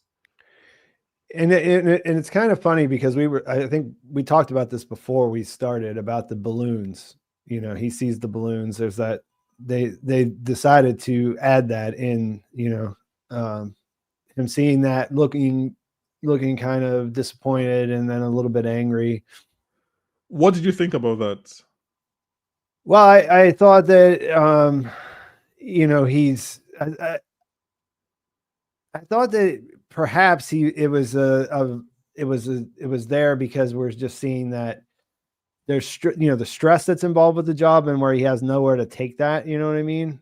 Because the way he's sort of dragging the balloons down the hall is just sort of like a thing that he's carrying around with him. But like after the fact, and what we were talking about earlier, what I was thinking about, it shows that it was a thing that he tried to do that didn't work, as far as bringing any Mark back on board or whatever. And then he gets into his office and essentially Natalie does the exact same thing to him, right? She gives him this gift that's supposed to be a bonus for being a good employee at this job. And it's actually this offensive thing that just makes him feel weird and feel kind of isolated and alone in the situation. Yeah. I do. Yeah, I thought like the balloons, his reaction was them showing kind of not a humanizing. I think he was sad that what he tried to do for Mark didn't work. And Mark didn't. Yeah, I mean, the sadness is there for sure. Like that's he hit that. Tramell Tillman hit that for sure. That's genuine, I think, right? Yeah. There's no one around. This is him by himself, and he just because gets sad if it was sometimes when things don't work out. Yeah, it's like he's sad that like Mark, and I don't think he's sad of like, oh, my plan didn't work. It's like, oh, I didn't make Mark feel at home, which I don't mean it that far up. I don't know how to put it. Like he's just sad that Mark didn't take to his kind gesture. Yeah. In a way, it's sort of like kids growing up, right? Like there's a point when you can give them a balloon and it's always going to work, right? Yeah. Hey, look at this! I got a balloon, and that's going to keep them busy for a while, and just after a while, the balloon doesn't really do anything anymore. Yeah. So let's see. Oh yeah, Miss Wong. If we're talking about his his old role where he worked for Cobell, this is his replacement in that. Any theories on why she's a kid? It's just hilarious. I just like, why is she a kid? It's just, there's so many things that I just wish the show would never explain. because I love weird shows. I love weird shit and shit. Yeah, I can get into weirdness just for the sake of it. Give me your big answers. Forget about this. Let's just get that she's a kid. I'll take it. So it's like you don't have to explain. I'm just like, because the ramifications are so far. Like child labor. Is she severed? It's just so far that I don't even want to think about it. Someone said in the Pax banter said because of when she was born. That's great. Oh, what a great scene. Because I think Ben Stiller mentioned that she was 15, Sarah Buck, when I started shooting this season. Yeah. I think she's like 18. Which would have been 3 years ago. So I think if you look at IMDb now, she's 18. Yeah. So it's just like there is no other job in the world where a 16-year-old is serving as a receptionist. Like it just doesn't work, much less Lumen, like a company on the 7th floor. Like what is going on? Like what? Yeah, I guess whenever I was kind of hung up on what's going on with the goat people, but there's a much bigger question. Does she have parents? Did her parents sign off on this? Like what are we doing? What's going on? I just don't even answer. Just so many questions. Like you don't even answer it because how are you going to answer this? Like honestly, the only thing that works is the clone or stroke robots theory, and I don't even want that. Just like it's I think what worked best for me whenever she was first introduced was that she just came up inside this organization, which I guess I'm kind of because I'm thinking about Cobell, right? Cobell came up through the Myrtle Egan School of Girls. So I feel like with knowing that something like that exists and knowing how Cobell is as an adult, I feel like there's some other wing of the Keir cult. So she's been growing up. Okay. Yeah, that is organized in not just the corporation, the global dominance of the corporation Lumen, which seems to be pretty well settled, but the actual ideas of Keir Egan as as a philosopher, as a religious kind of person, because there's no way she has parents. I'm sorry. Or if the only way that really makes sense to me is that if her parents are as dedicated to Keir as you would have to be to send your child into the office every day to work for him.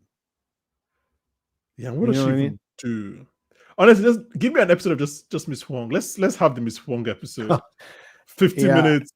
I want to know what her work is. Like, is she? I made a real effort not to read season reviews because even though when they say they're spoiler free, they generally give away a lot, especially for people like us who really are paying attention to stuff.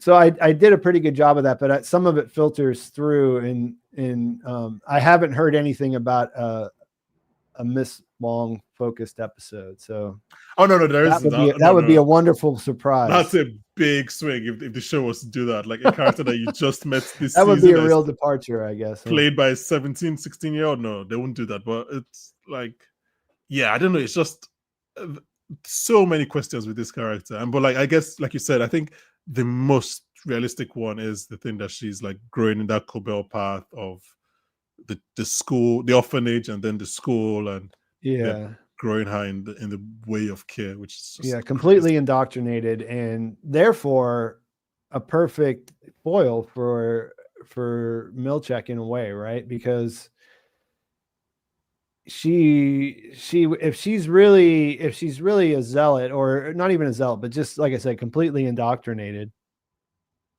then anything he does that goes outside the lines would she'd be there to report, basically, to write reports or do whatever they do. Yeah, the way he probably reported Cobell. Well, yeah, he definitely did that. He sent the pictures to Are we sure? It's never been confirmed. I guess it was never confirmed, but who else would have them? He's the guy that walked around with a camera all season. True. That's true. I didn't consider that. Yeah, I mean, you're right though. That's what Cobell says, and Natalie doesn't deny it or confirm it. Yeah. Yeah, it's just a crazy idea of like, and I just love the fact that everybody's like, why is she a child? Everybody's like, even the innies are like, this cannot be right?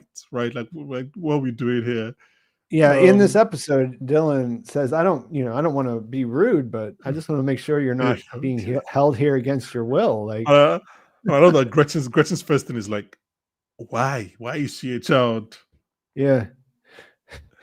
So I think what's fun about the character though is that she, that she's obviously cute. You know what I mean? She's a kid, like in that way, and so she has that. She can be evil and be completely, kind of play it both ways, right? Yeah, as opposed to like a grown man like Milchek, doing his evil things. Yeah, 100%. I agree with you. Like if you were just trying to have a justification to, like, you had a weird idea, like I want to make one of them a kid. How does that make sense? It makes sense in that kids are cute and they seem harmless, but if they work for this corporation and they grew up in this cult, then they could actually be pretty lethal as far as outsiders are concerned.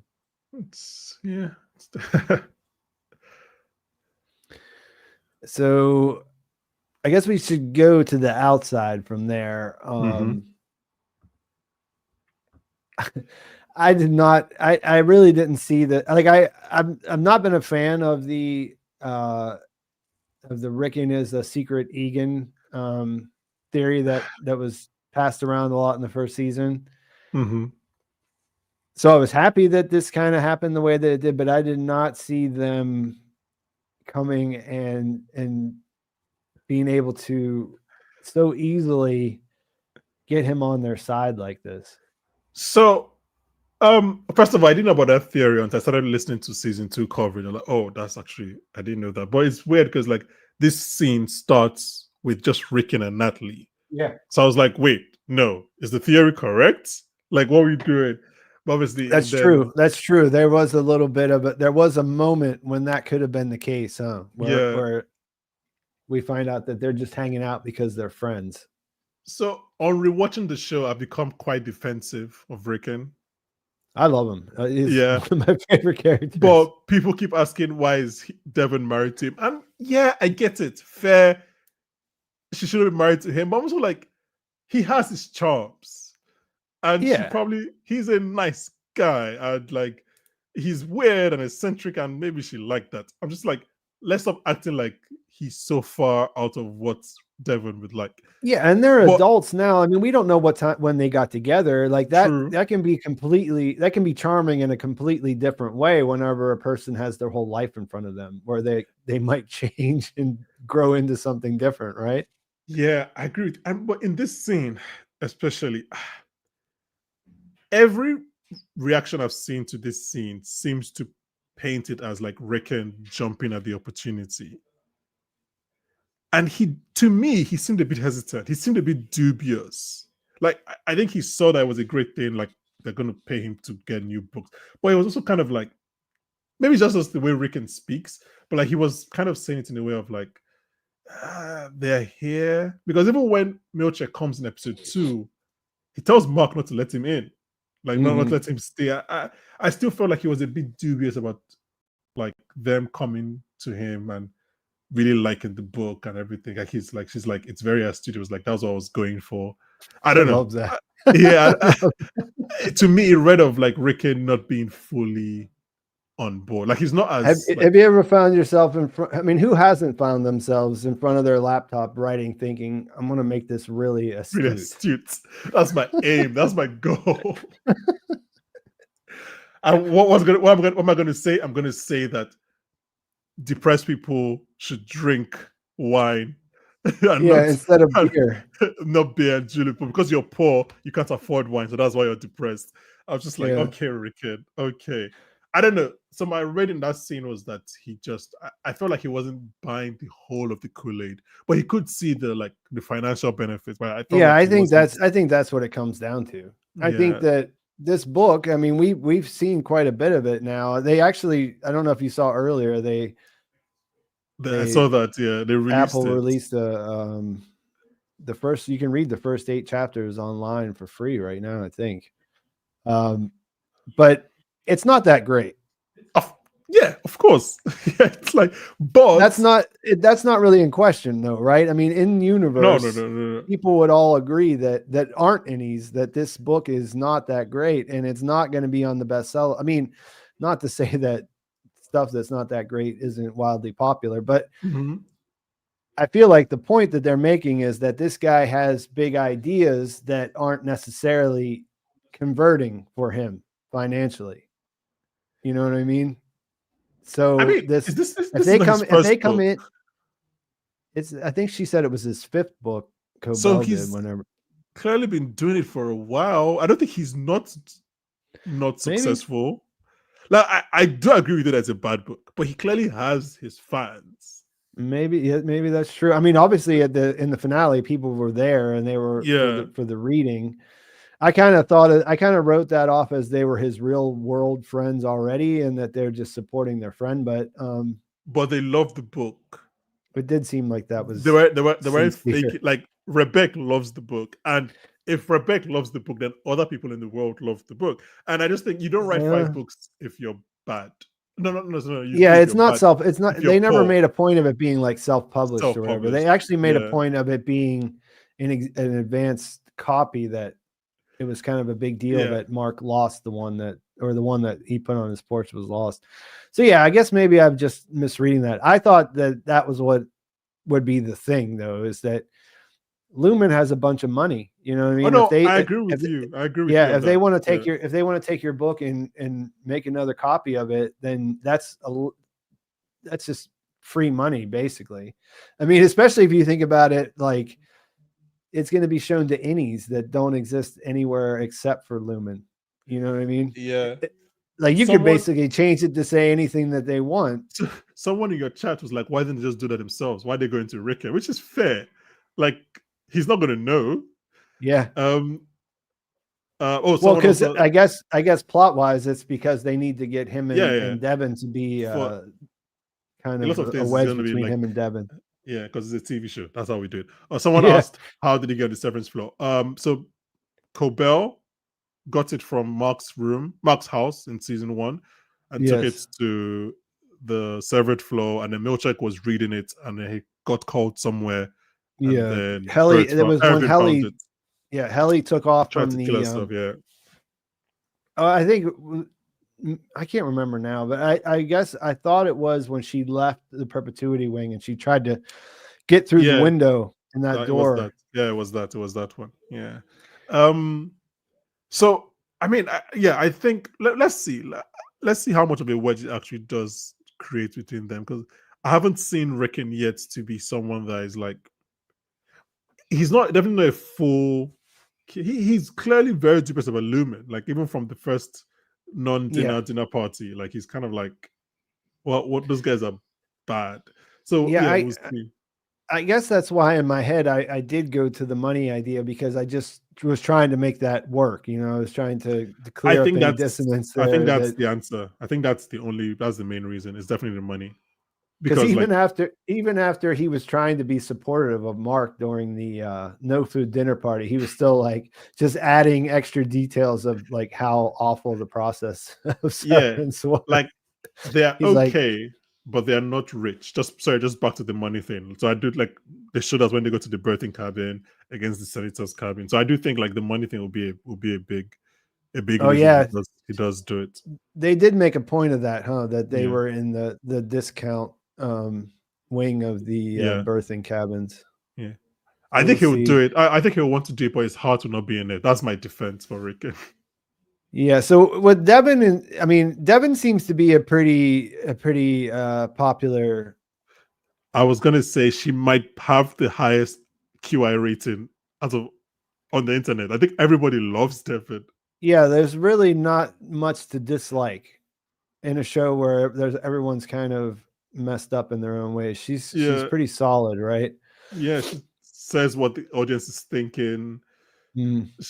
I think there isn't like, she hates Milchek, which we are meant to do as the audience. So I think nobody doesn't like. If you don't like Devin, please mention in the chat so we can have at least one person. Yeah, I don't know how she would elicit that, unless someone's just being cynical, like, oh, everyone likes her. I don't like her. Yeah. I don't think anybody doesn't like Devin. She's actually quite great. So I guess, like I said, I thought she might be a roadblock, but I guess she right now she thinks she's an ally. She's helping him try to burn this image into his retinas that ends up being not important at the end, anyways. Yeah. I feel like there's if he goes reintegration, he's gonna have to kind of keep that from her. Do you think? So that's I really want to know her reaction to that. I do think her reaction will be, we know how I said everybody loves Devin. I think her reaction could be divisive depending on what it is. Like, because Well, she wasn't in favor of Severance in the first place, and so to reintegrate is like even just a wildly more dangerous version of that in a way, isn't it? And if he can't tell her the way he did it. Oh yeah, I was in a shady basement with a machine that had to be kicked to start working. Like she's like, but even beyond that, like she didn't want him to do it in the diner, right? She wanted to speak to Mark S in a different way. So do it the right way. She's talking about lawyers and things. Yeah. So I'm interested. I really want to. Normally I'd have watched episode 4 by now, but I really want to like see her reaction to him. I don't know when she'll find out, but like her reaction to him reintegrating this will be very interesting. I feel like it's just from a making a TV show perspective. I feel like this is something that you already know, this is a good actor that you have for this spot and the lineup and everything else. But then I think as the thing develops, it's like it's the kind of character that you want to create new situations to fit them into, because you just realize how like with the sibling thing, they're able to portray that so naturally, so easily, yeah. And it just you never question it, I'm like, you never even have to think about it too much. You're just like, oh yeah, this is a brother and a sister. This is the way that they do things. Like they say totally off the wall shit, but then you're like, yeah, that's what people do, right? You know what I mean? Like you don't think, why would he say Persephone whenever he woke up at the beginning of last episode or whatever? It's just like, that's just the weird shit that kids do when they grow up together. She knows to ask him, can you spell that as the follow-up? Like they have a rapport there. Yeah. So yeah, I'm curious to see where she'll fit into things after the reintegration process starts up. Yeah, I'm also just I know we're going back to reintegration, but I'm really just intrigued to see what it means. Obviously, we didn't see it with PT because that was the version of PT we knew. But like, can someone ask like Mark a question and then Mark S answers in like a different way? Or is it just one person? Like, I just really want to know what integration means for this show. Yeah. Like I said, I was thinking about that a lot, and I don't think that we could say for sure. Based on like the information we have in front of us at Mhm. this point, I don't think we can say for sure one way or the other. Yeah. It's going to be very, very intriguing to watch. We're going to be experiencing it for the first time as Mark experiences it for the first time. Yeah. We're going to be right there with him. But the problem now is that he's going to find out that like Gemma can't be found. Like he's doing this thinking he's going to see Gemma the next morning, but like now he's going to find out that like they don't know where she is, and then it's going to be a whole thing. That's another question, I guess. Like I don't even know. Like it's at the end of this episode, is he reintegrated, or did the process? Is it a process? I wonder.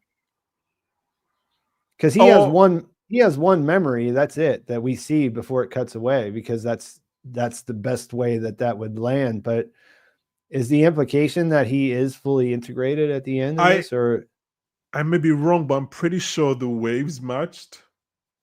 So I guess it's like he's reintegrated, but is a chance that the show will show it to us, like maybe through his early stages. Does that make sense? That's the way we get PT back.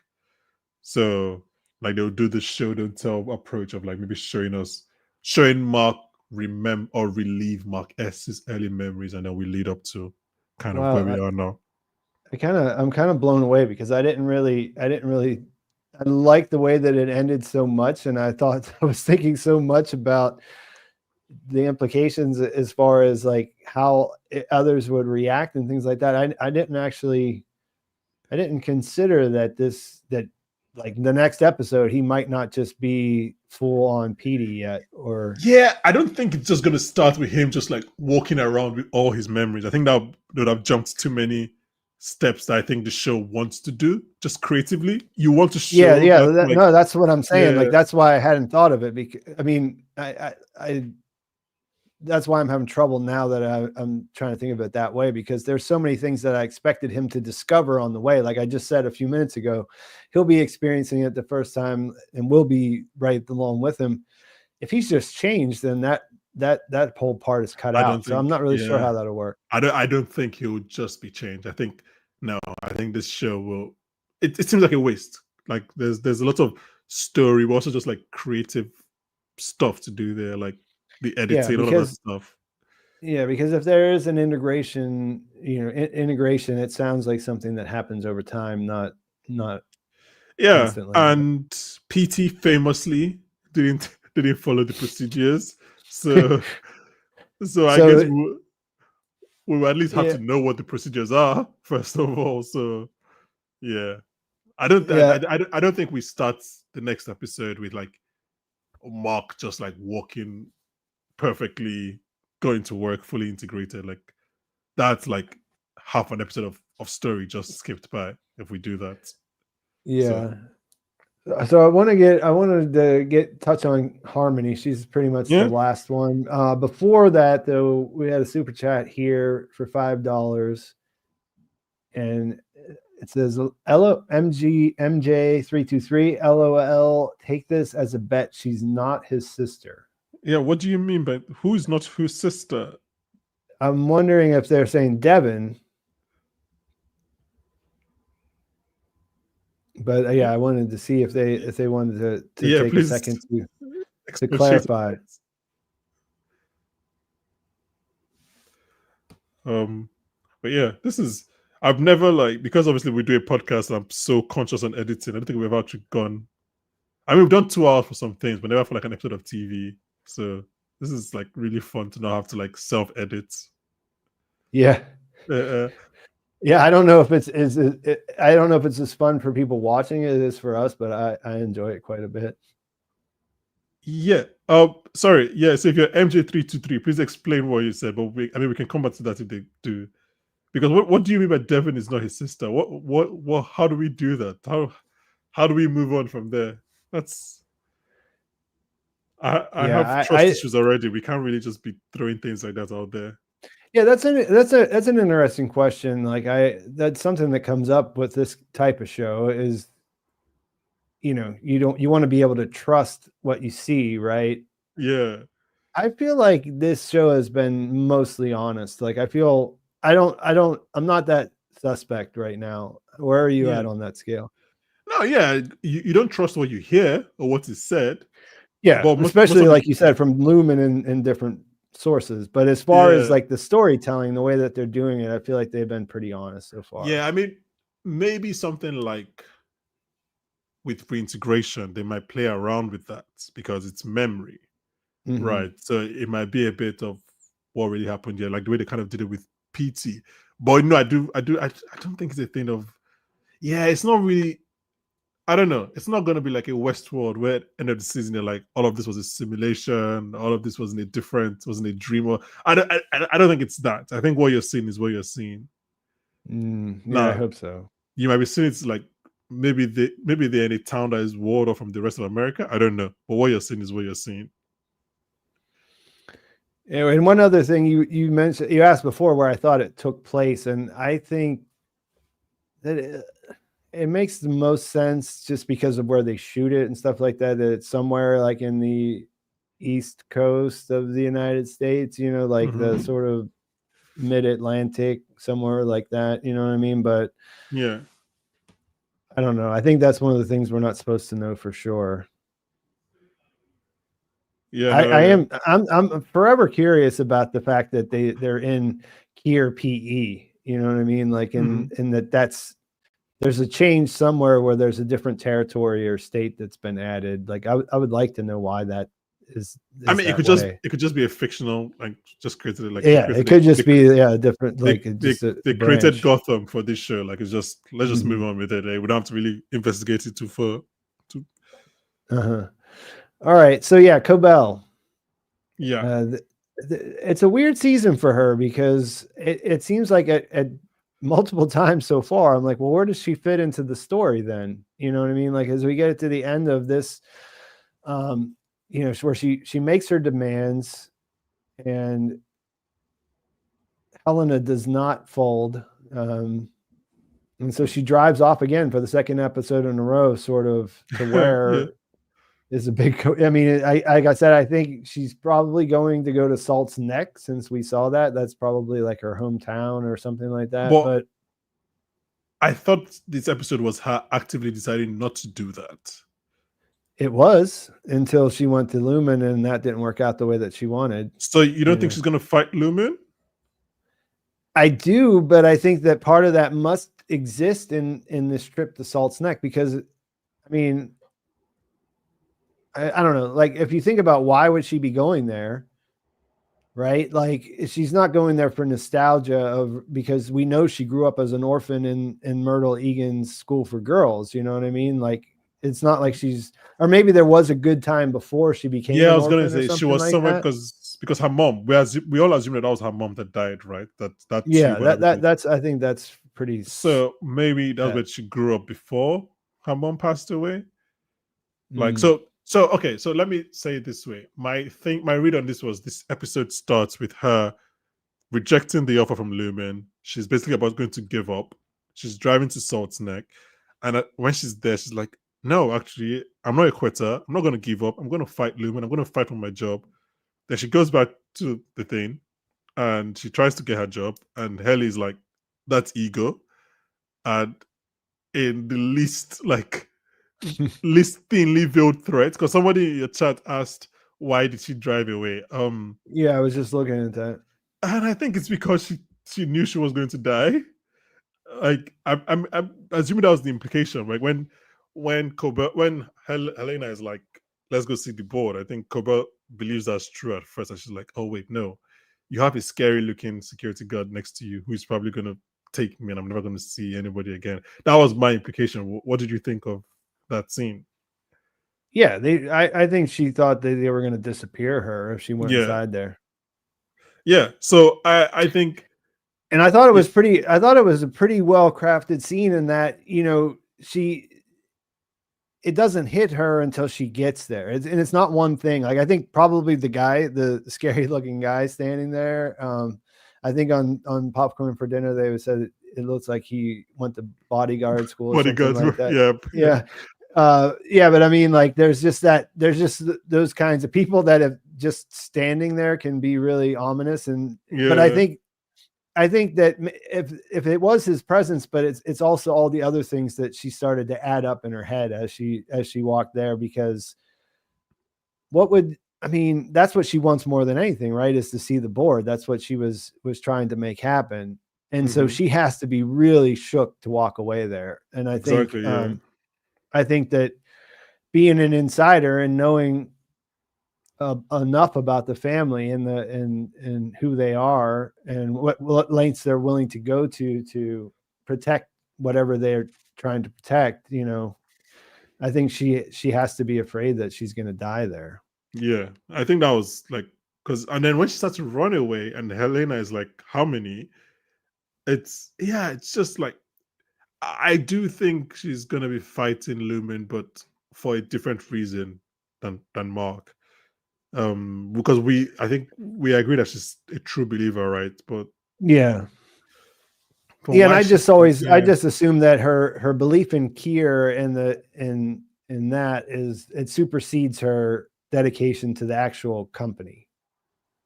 This scene, she says, I want to be there whenever he finishes Cold Harbor, which is another whole other thing. Like, why is this file so important? You know what I mean? Yeah. What is he actually doing? What is it gonna like? I mean, I think that the simple explanation is that he's refining.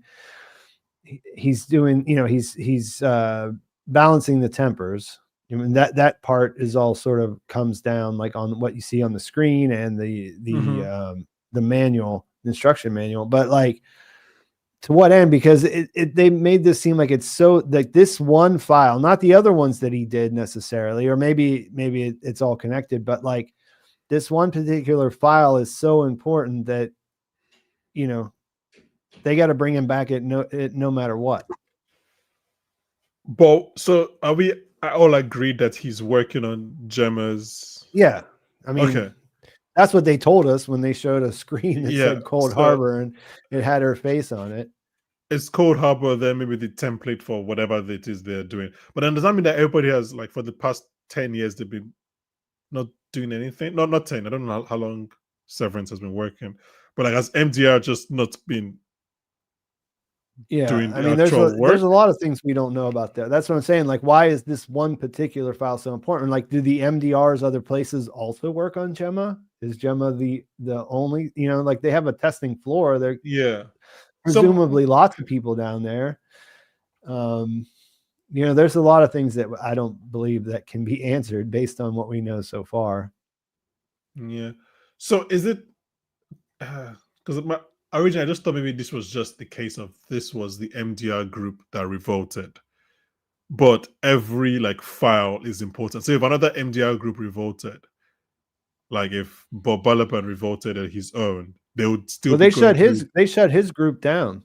Yeah, they did.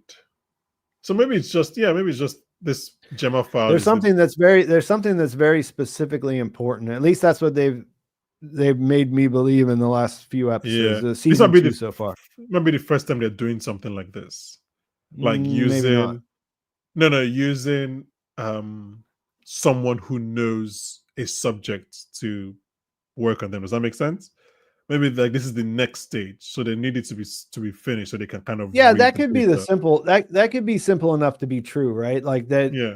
Mark just happened to come into the department at the time whenever his wife became available for testing. He had his freshman fluke because he worked on a different file related to her at first, and they were so synced up that it made a big difference. So there's some kind of potential in that down the road for what they're trying to do. Yeah. I mean, I don't think he just randomly came to work there. Yeah, I feel like that's another question. Yeah, I feel like there's something that happened, but yeah, I do think it's maybe this is like the next stage in their, like, I don't know, evolution. So they need Cold Harbor done so they can use that data to kind of. But again, it's just like I think Bold Move kind of touched on this, but also just the idea that Helly's in MDR. So is she working on a past Egan? Is she working on a version of her father? or is it just, Man, I didn't. Is the only Mark that is working on someone that he knows? Well, I would think if we're thinking of him as specifically important, that's one way you could describe that, is because he is the only one who's working on someone he knows. Yeah, but there's no guarantee of that. It would be very hard for them to pull that off. Maybe not as hard with Helly though. Now that you bring it up. Yeah, but they weren't even thinking of bringing her back until they said it. So maybe she wasn't that important in terms of the work. Yeah, I the sense that I have right now, which could change right away, and next time we see him in the office, is just that Helly being there, or Helena, bringing the original team back. Because I mean, remember they did that. They gave into his request right away. Mm-hmm. I mean? And I think the reasoning for that was because what he's doing is so important, and he won't do it if they're not there. You know what I mean? Yeah, exactly. Yeah. So those are things that we know for sure. So I feel like in that way, they're happy, let Cure guide your hand. You can fire Irv, you can fire Dylan. What they're doing isn't important, but like the way that Milchek approached them and compared to how he approached Mark, he always knew he couldn't fire Mark. Like that was never a question. Yeah, it was never a question. So so I think in that way that you could make a semi-educated guess that he might be the only one that's working on someone that he knows, and that might be why it's important. So yeah, just to take this all the way back around to how we started this conversation, the fact that the show has told us that Mark is working on a file directly connected to Gemma is good enough for me. Like I'm not like, oh, I need to know the larger answer. Obviously, like what he's actually doing. Yeah, obviously when the live streams were discussing, that's fine. But like the fact that they've given me that information is good enough for me to like, okay, because he explains the character choice, he explains the story, he explains why they need him. So I know that I don't need to know the larger ones. You tell me that when you want to tell me that. Hopefully not too late. But so I like the parceling of information. It works for me. It's fine with me. Yeah, someone just said the show is still so young. It is. It's like what 12 episodes in. Like, there's so much story to go. We can't be angry that we don't have answers yet. Yeah, no, I feel like they I've said it several times. I feel like that they've been pretty smart about how they've hit things so far, and nothing about it is making me feel like anything is dragging on too long, or that they're trying to be too smart. Like trying to outsmart the audience, I think, is something shows like this can do sometimes. That can be a real problem for them. It's a fool's errand. It's a fool. You can't really like. It's like it's like going against the entire hive mind of the internet. It's like you're not going to win. Yeah, like sometimes I see something that surprises me, and then I go on Reddit and saw someone else already predicted it. It's just like if everyone predicts every variation of everything, then at least one person will be correct. So just like just do what works. I mean, you can still do surprises, but don't think like, oh, I need to do something that nobody would guess, because most times that would be something that is just dumb. So let's not try to do that. Yeah, I pulled up the super chat. I was gonna say good night to Duce Falco. Thanks for the $20. We might have missed them because it was sitting there for a while, but it's very much appreciated. Yeah. So yeah, I guess this is where we've kind of hit on the major characters and the major story points. So this is. Do you have anything that you brought that you would like to? No, we've kind of gone through my notes. We kind of went through everything, huh? Yeah, I mean, unless anyone in the chat has any questions that we can try and answer. Well, I was going to say, if you don't have something, then we can give them a moment to, throw out some questions. We'll see if we can pick out a few. You want to do your plugs again while we give them a second? Yeah, Popcorn for Dinner podcast on YouTube. Maybe the link might be in the description. I don't know, but also they're in the description. All podcast platforms. We're covering Severance right now. We're going to start Yellow Jackets on February 15th. We're starting Invincible on February 6th. Yeah, those are out on video as well. So if you just want to stay on YouTube, then on audio, we're covering movies. That was just audio only. So we're covering like Conclave, Anora, The Brutalist coming, Sing Sing, which is a really touching film. So yeah, if you're interested in any of those things, we kind of cover a lot of TV. I think we have the benefit of about more than one person, and I get lots of my friends on. So the editing work is difficult, but in terms of the hosting, we just cover a bunch of TV shows. So most times, if you're watching something, they're probably talking about it. Here's a question. Do you ever think they would reintegrate Helly and Helena just so she could play her role inside better? I would think no. I would think that they, for one, their corporate line is that that's not possible. So Yeah. that would be one thing. I would also think it would be dangerous and something they wouldn't do. But what I think is interesting about the question is that this is what popped in my mind after watching episode 2.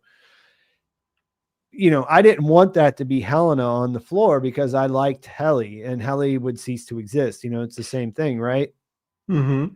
So the reintegration is the path to those other characters their continued existence. There could still be a part of all of them in their Audi on some level. Yeah. Helena seems like the one place where that was never really on the table. Because they're just so far apart. Yeah, and also because the way that she looks at them, like the way that she dehumanizes them, which is almost necessary for someone in her position. You know what I mean? So like, if she's a Egan, like she's got the pure blood, she's at the top of the food chain, she has this incredible wealth and power behind her. That's sort of like dirtying herself by bringing that part in, right?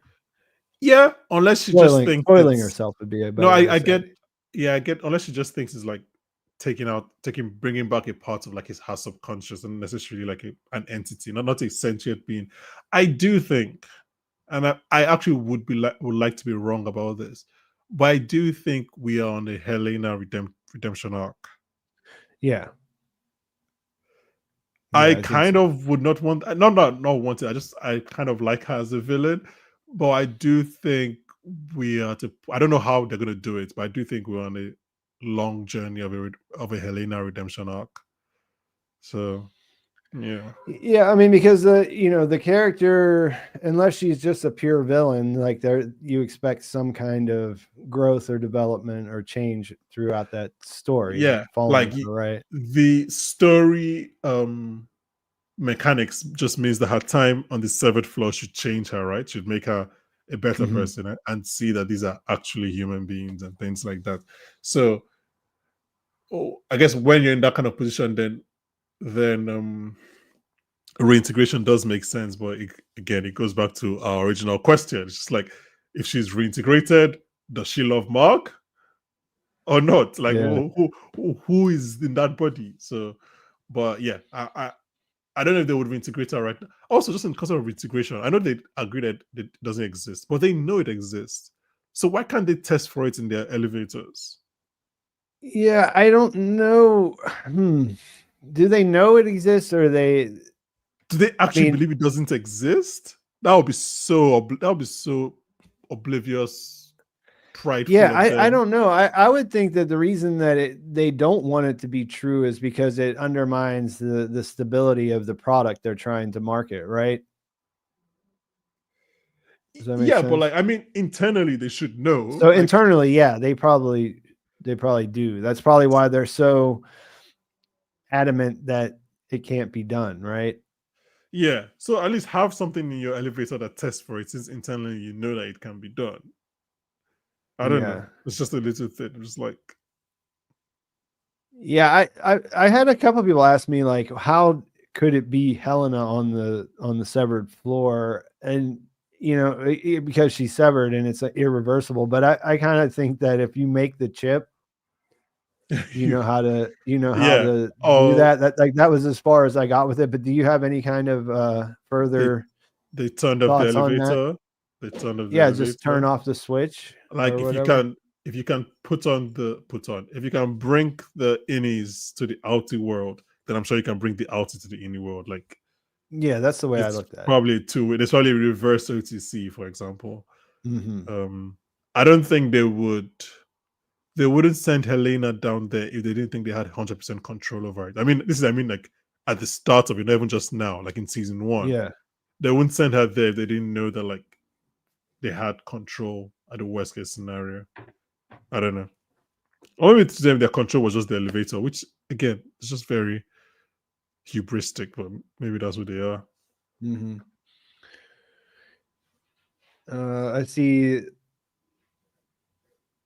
someone asking about, did they say her body was burned? I guess they're talking about Gemma, right? Gemma. So yeah, the original he did say that for sure. Yeah, so the original question to that is, do you think Gemma's body was really burnt and Lumen healed her, or was the whole thing staged and Lumen kidnapped her for some reason? Yeah, I see that. Now, I would say that the body being burned is pretty convenient for them, you know? Mm-hmm. Like it works to their advantage. So I would think that no, I kind of feel like maybe it never happened, and that's it was a car crash, right? Mm-hmm. And he identified the body, so it wasn't really there. So she could have been not okay, but like maybe not dead, maybe like brain dead. I don't know, whatever. And then Lumen switches the body and replaces it with a burnt body that can be identified by maybe like a tattoo or something. I don't know. So it's possible that those facts are just kind of like, from anyone who's watched a mystery movie or whatever, those kind of facts are just like too specific to be there for no reason. If that makes sense. Like the fact that he identified the body, the fact that she was burned, is just kind of like, okay. Yeah, I feel like more than anything, I feel like they have this figured out in their heads. Like Dan Erickson had an idea. Oh yeah. He floated it through the producers and the writers' room, and they landed on something that they think will make sense. Yeah. That's kind of where because I don't know, I kind of went down that before with the Miss Casey thing, and it's really hard to make it make sense how everyone thinks she's dead and yet she's alive. And before, I didn't want it to be like a recreation or a robot or a clone or anything like that, just because I think that kind of cheapens the things in a way, you know what I mean? It makes it a little less human in a way. Yeah. But I feel like everything that we've seen so far this season hints that she never died. At least she is alive. I do think she was in an accident. I think she almost died, but I think maybe they switched her at the last minute. Yeah. But like more than any of that, like I just think that I hope that whatever they came up with whenever they were dreaming up the concept, like it checks out. You know what I mean? Yeah, no, I do know what you mean. Someone asked if Miss Cobell is invested because she caused Miss Casey's accident. I would say that for Miss Cobell, my opinion, she has an ulterior motive that we just don't know about yet. Yeah, I think I hadn't thought of this, and I can see where that comes from. You know what I mean? Like that's kind of an interesting angle. I just feel like hers is personal.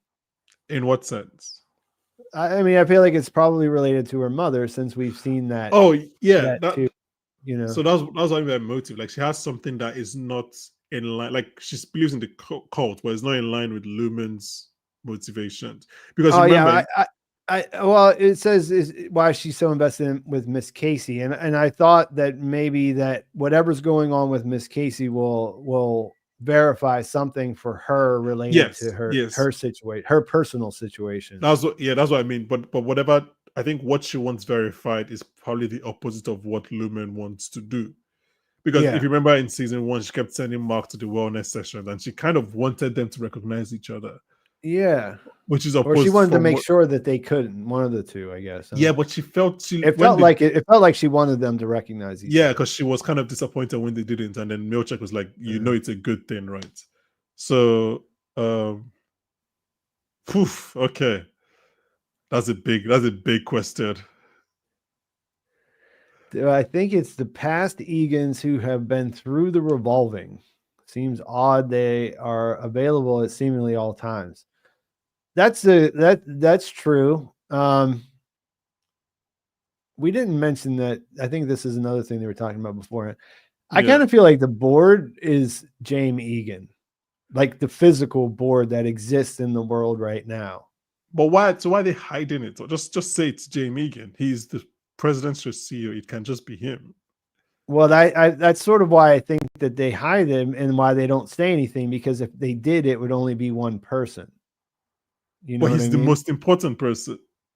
He's the CEO, but that's different than being the board. The board gives you the sense that there are multiple people that are there making decisions, right? Not one person making decisions unilaterally. I mean, that's fair, but I would say, citing one of my favorite shows in recent times, if someone told me Logan Roy was on the call and someone told me the Waystar board was on the call, I'll be more afraid about Logan Roy than the Waystar board. So I do think the board thing is becoming clearly intentionally like masked, because like they've tried to like they've said, oh, how many do you want to see the board, like twice already, and they keep kind of like not showing it. So it's clearly meant to evoke some mystery. I just don't know what that mystery is. I don't know if they can. Yeah, maybe it's the revolving thing. God, who knows? Well, the revolving, I really don't know. That's one. We don't even know what the revolving is. Like, does it require new bodies? Like obviously, like I think we talked about it. Jim and I talked about it last week. Was obviously people who are so rich and powerful. Like you obviously think that they're trying to achieve immortality, because what else can they do? You know what I mean? At a certain point, like, so revolving, that's what it sounds like, in that sense, because of that's just like you think, well, what if I had everything that I could ever want? For generations, my family and descendants would have everything that they need to survive and live well. What would I want? Well, I won't want to figure out how to not die, right? Because that's one of the biggest problems we have as humans, is that we're mortal. You know what I mean?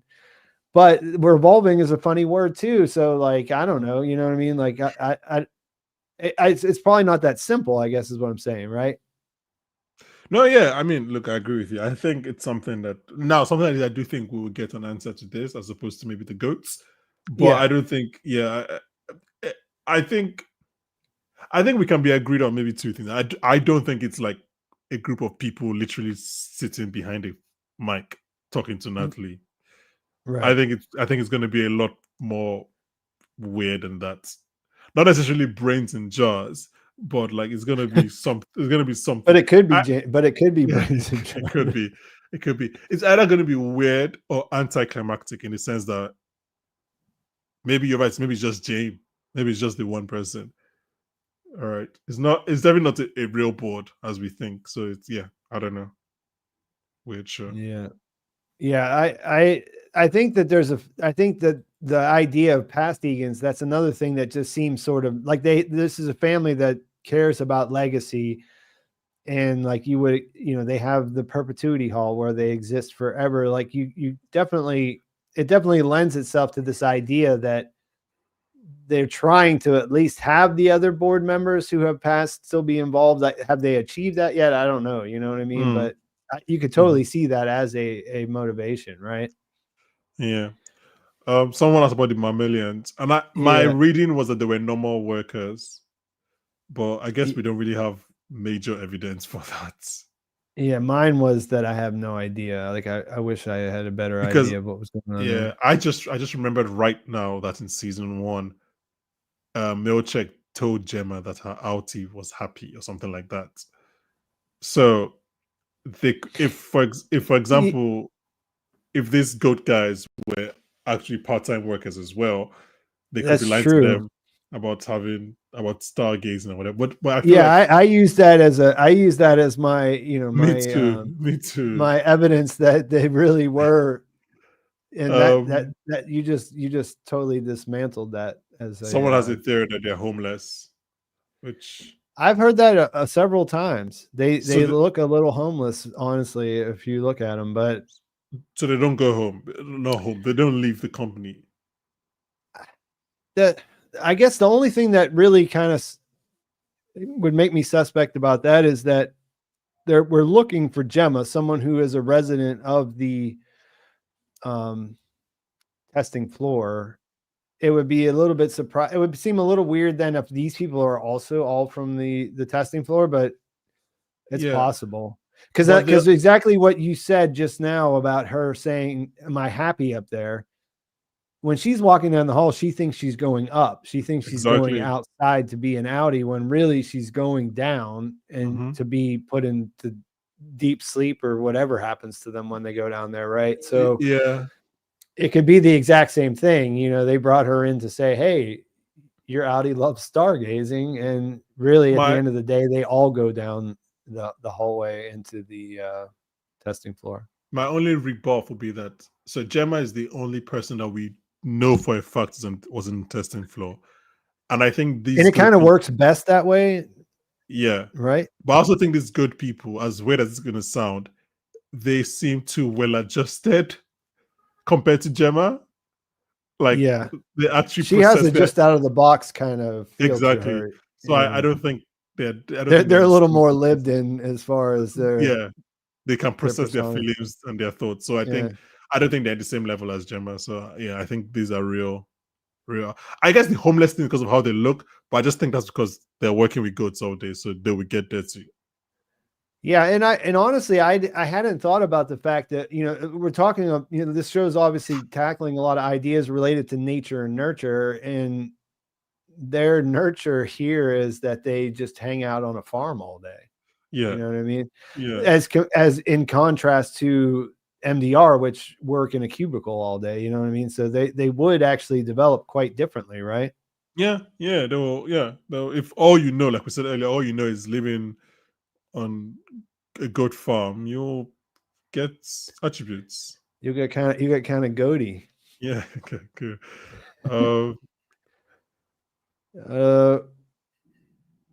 What if you, Pete? What if you are in any form right now? Ignorance. I guess ignorance would be bliss in that case. Yes. I mean, Irvin says that last time he was happy was when he wasn't trying to be happy. Oh, it's such a sad line. Very sad line. Very sad line. I mean, that's why I really like the, you know, I know people, I've heard people detract who don't like the show saying that they don't like that aspect of it. And man, that's the part that really, that's like the thought. What aspect of it? That they're like, that they're basically clean slates. You know, they start out and they're just so malleable. You know what I mean? Like the characters, they turn into characters rather than already being characters. Like they're not people yet. Yeah. They're in development or whatever, right? I lost it, but someone asked if we think Gretchen and Dylan are going to have a relationship, and I think we agree that there is something that's going to happen there.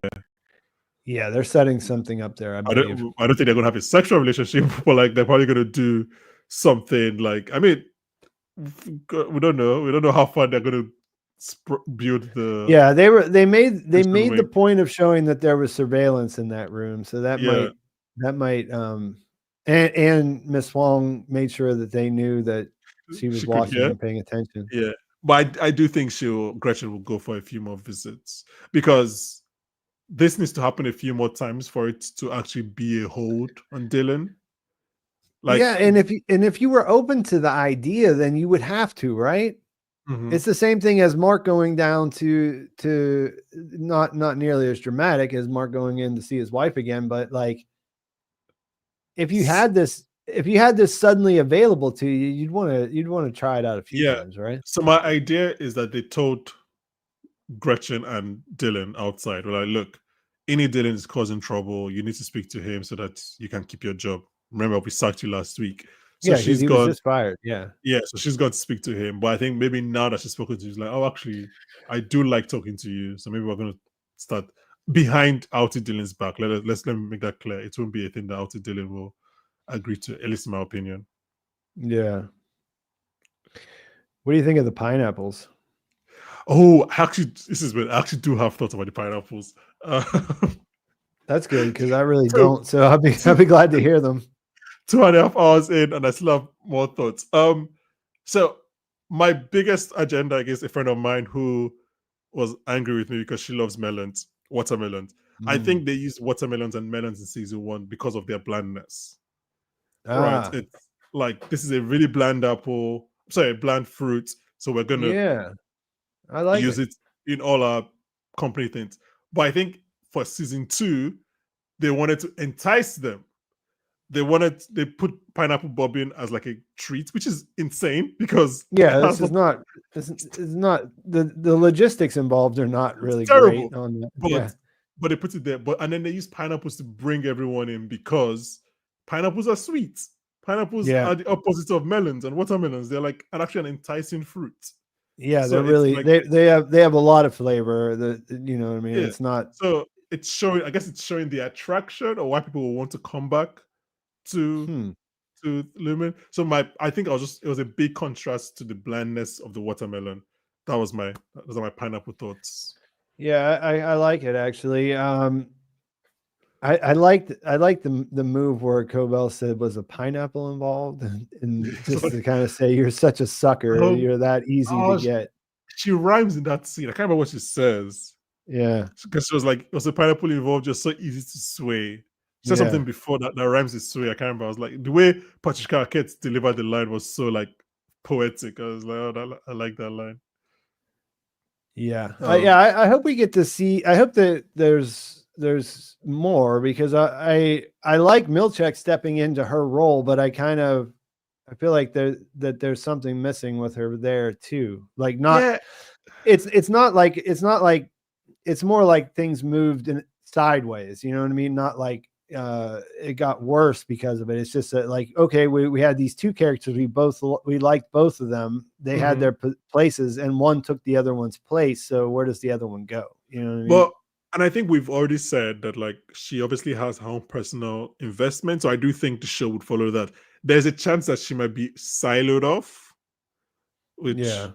I mean, I didn't mean to say that, but like, that references Silo. And one of the problems I kind of had with Silo this season was obviously Rebecca Ferguson being away from most of the cast. But like, there's a chance that Patricia Arquette is away from most of the cast doing her own thing this Yeah. season. I don't know because she's not really going to start. She's not going to team up with like Mark and Devon because they will kill Yeah. her. Well, I'm okay with it. I'm okay with it if there's lore involved. You know what I mean? Like Yeah, yeah, if it's a way to unlock a bunch of lore, I can live with that for a while. But then, that only goes so far. Then we need to either bring her back or her story has to come to an end or whatever, yeah.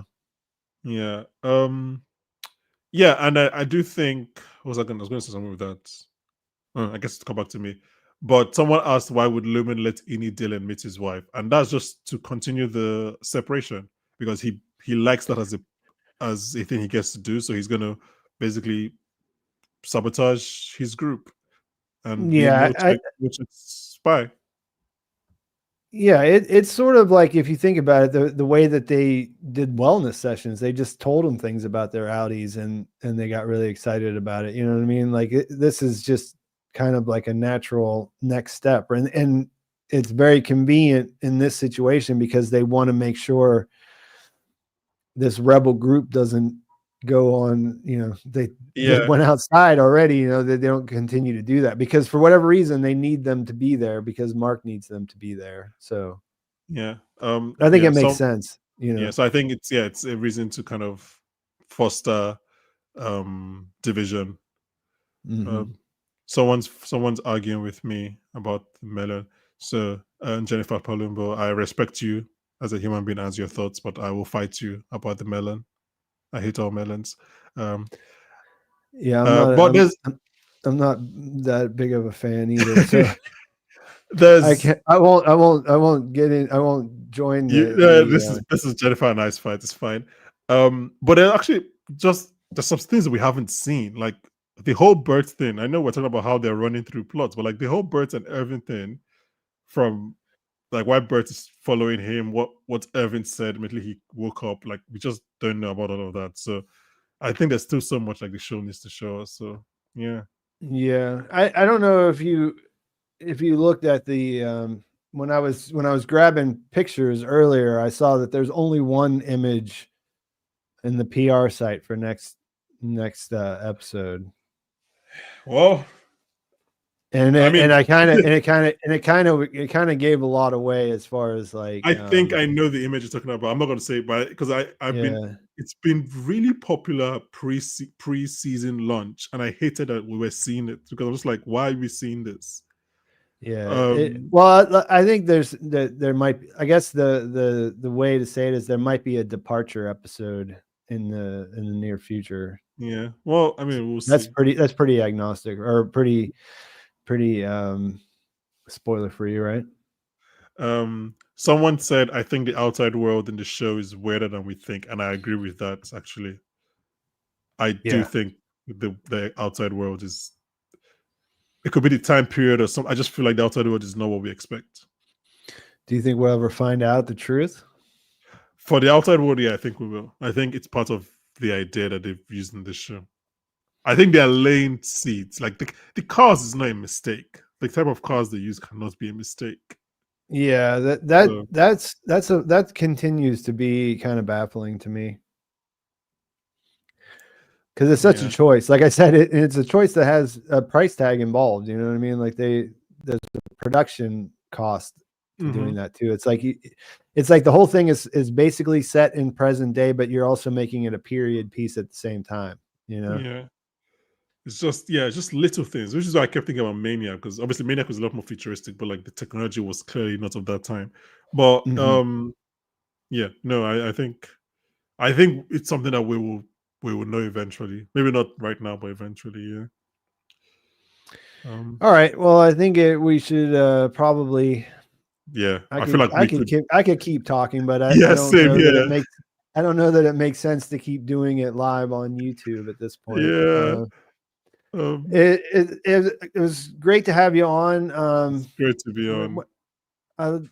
Hopefully you'll come back at some point. Like I know that you're pretty busy, but yeah, maybe towards the end of the season. I think I have the next few weeks kind of packed, but I would love to come back 100%. Yeah. Yeah, because like I said, Jim and Aaron are going to be they're going to be alternating, but I definitely want to bring in more. Like 2 was nice for the first introductions for everyone, you know what I mean? Yeah. But after that, like we can definitely add some people to now that you know people have a general idea of who's going to be here week in and week out. So we'll definitely try to have you back later. People should definitely check out your podcast. Yes, please. We're quite young. Well, yeah, quite young, and we're just trying to do it ourselves. So any help we can get would be great. And I think, look, I think our content is actually quite good, and there's something for everyone. So whatever show you like, hopefully we have it there. Yeah, I can give it an endorsement too. I listen myself. I'm not just like we started out, like I said, because we were kind of the only 2 people that were covering that one show, but it was a lucky circumstance because like we talk a lot about TV, and I find like that you know when I listen to the podcast on your network that I get a different perspective that I'm not getting other places. So I find it enjoyable. Same here. I mean, obviously, everybody here listening knows how great this channel is. So I'll be preaching to the choir. But yeah, I mean, it's great to listen to your thoughts on things. So yeah, thanks. So I want to thank all the people for coming out and asking questions. Sorry we couldn't get to all of them. You know, it's a little bit difficult to track them as they go by, but we'll be here next week. We'll be back. I'm kind of thinking about the timing on this. You want to do it earlier? There's a couple of. I don't know what I made a plan. You have to make a plan before you know how it's going to work. Yeah. You know, Aaron and Jim signed on. I'm wondering if like doing it right after the episode airs, like if there's a reason to do that. Personally, I don't think so. I think you want to give people time to watch the episode. Or maybe later in the week. Then there's a couple different ways, but Interesting. I'm not sure. It could be earlier. Like earlier is more difficult for me as far as like the time of day, but I don't really care about that. Like I'm okay for doing that. Like it could be at 5, and then maybe we could get some people from Europe in there too at that time. I'm not sure. Yeah, It's no, hard to I say. definitely. I mean, we can discuss this later, but I definitely think right after it airs is not. I don't think that's great because this is not. We've discussed this is not like It's a HBO not. show. That's the thing. Like, yeah, it's not exactly appointment viewing because it's not Sunday night HBO. You know. Yeah. So I didn't. Yeah, I definitely do think we.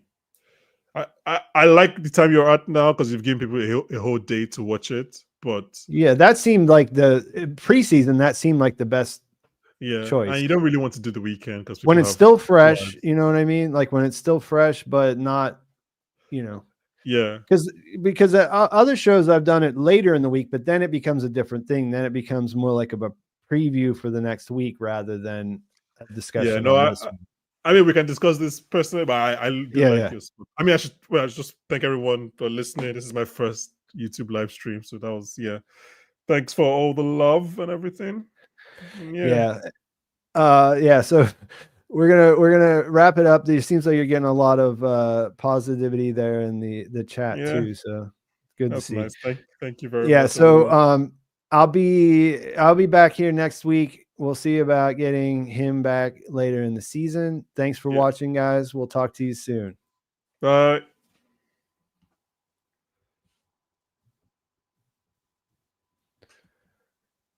It always takes a second. I'm not sure. I mean, the chats are still coming in, so it might still be on. It isn't. I don't know why it didn't stop. Let me check my YouTube. Why do you want to? I mean, without saying it, if you're still on, why do you want to change the time? I was just wondering about it. Hold on a second. I think are we still live? I think so. I'm just logging onto the live now. Yeah, we are still live. Why? Hi guys, we're still here. So we're trying to leave, but it's not letting us. What do you think about glue guns and roses? Let's talk about them behind their back since it's no longer on. I really can't shut it down. I don't know what to do. Should we just talk about Severance for 2 more hours since it doesn't want to stop? I'm gonna do this. Hold on. I'm gonna have to close it, I think. So we're gonna have to reconvene after I close it out. Yeah, no worries. All right, so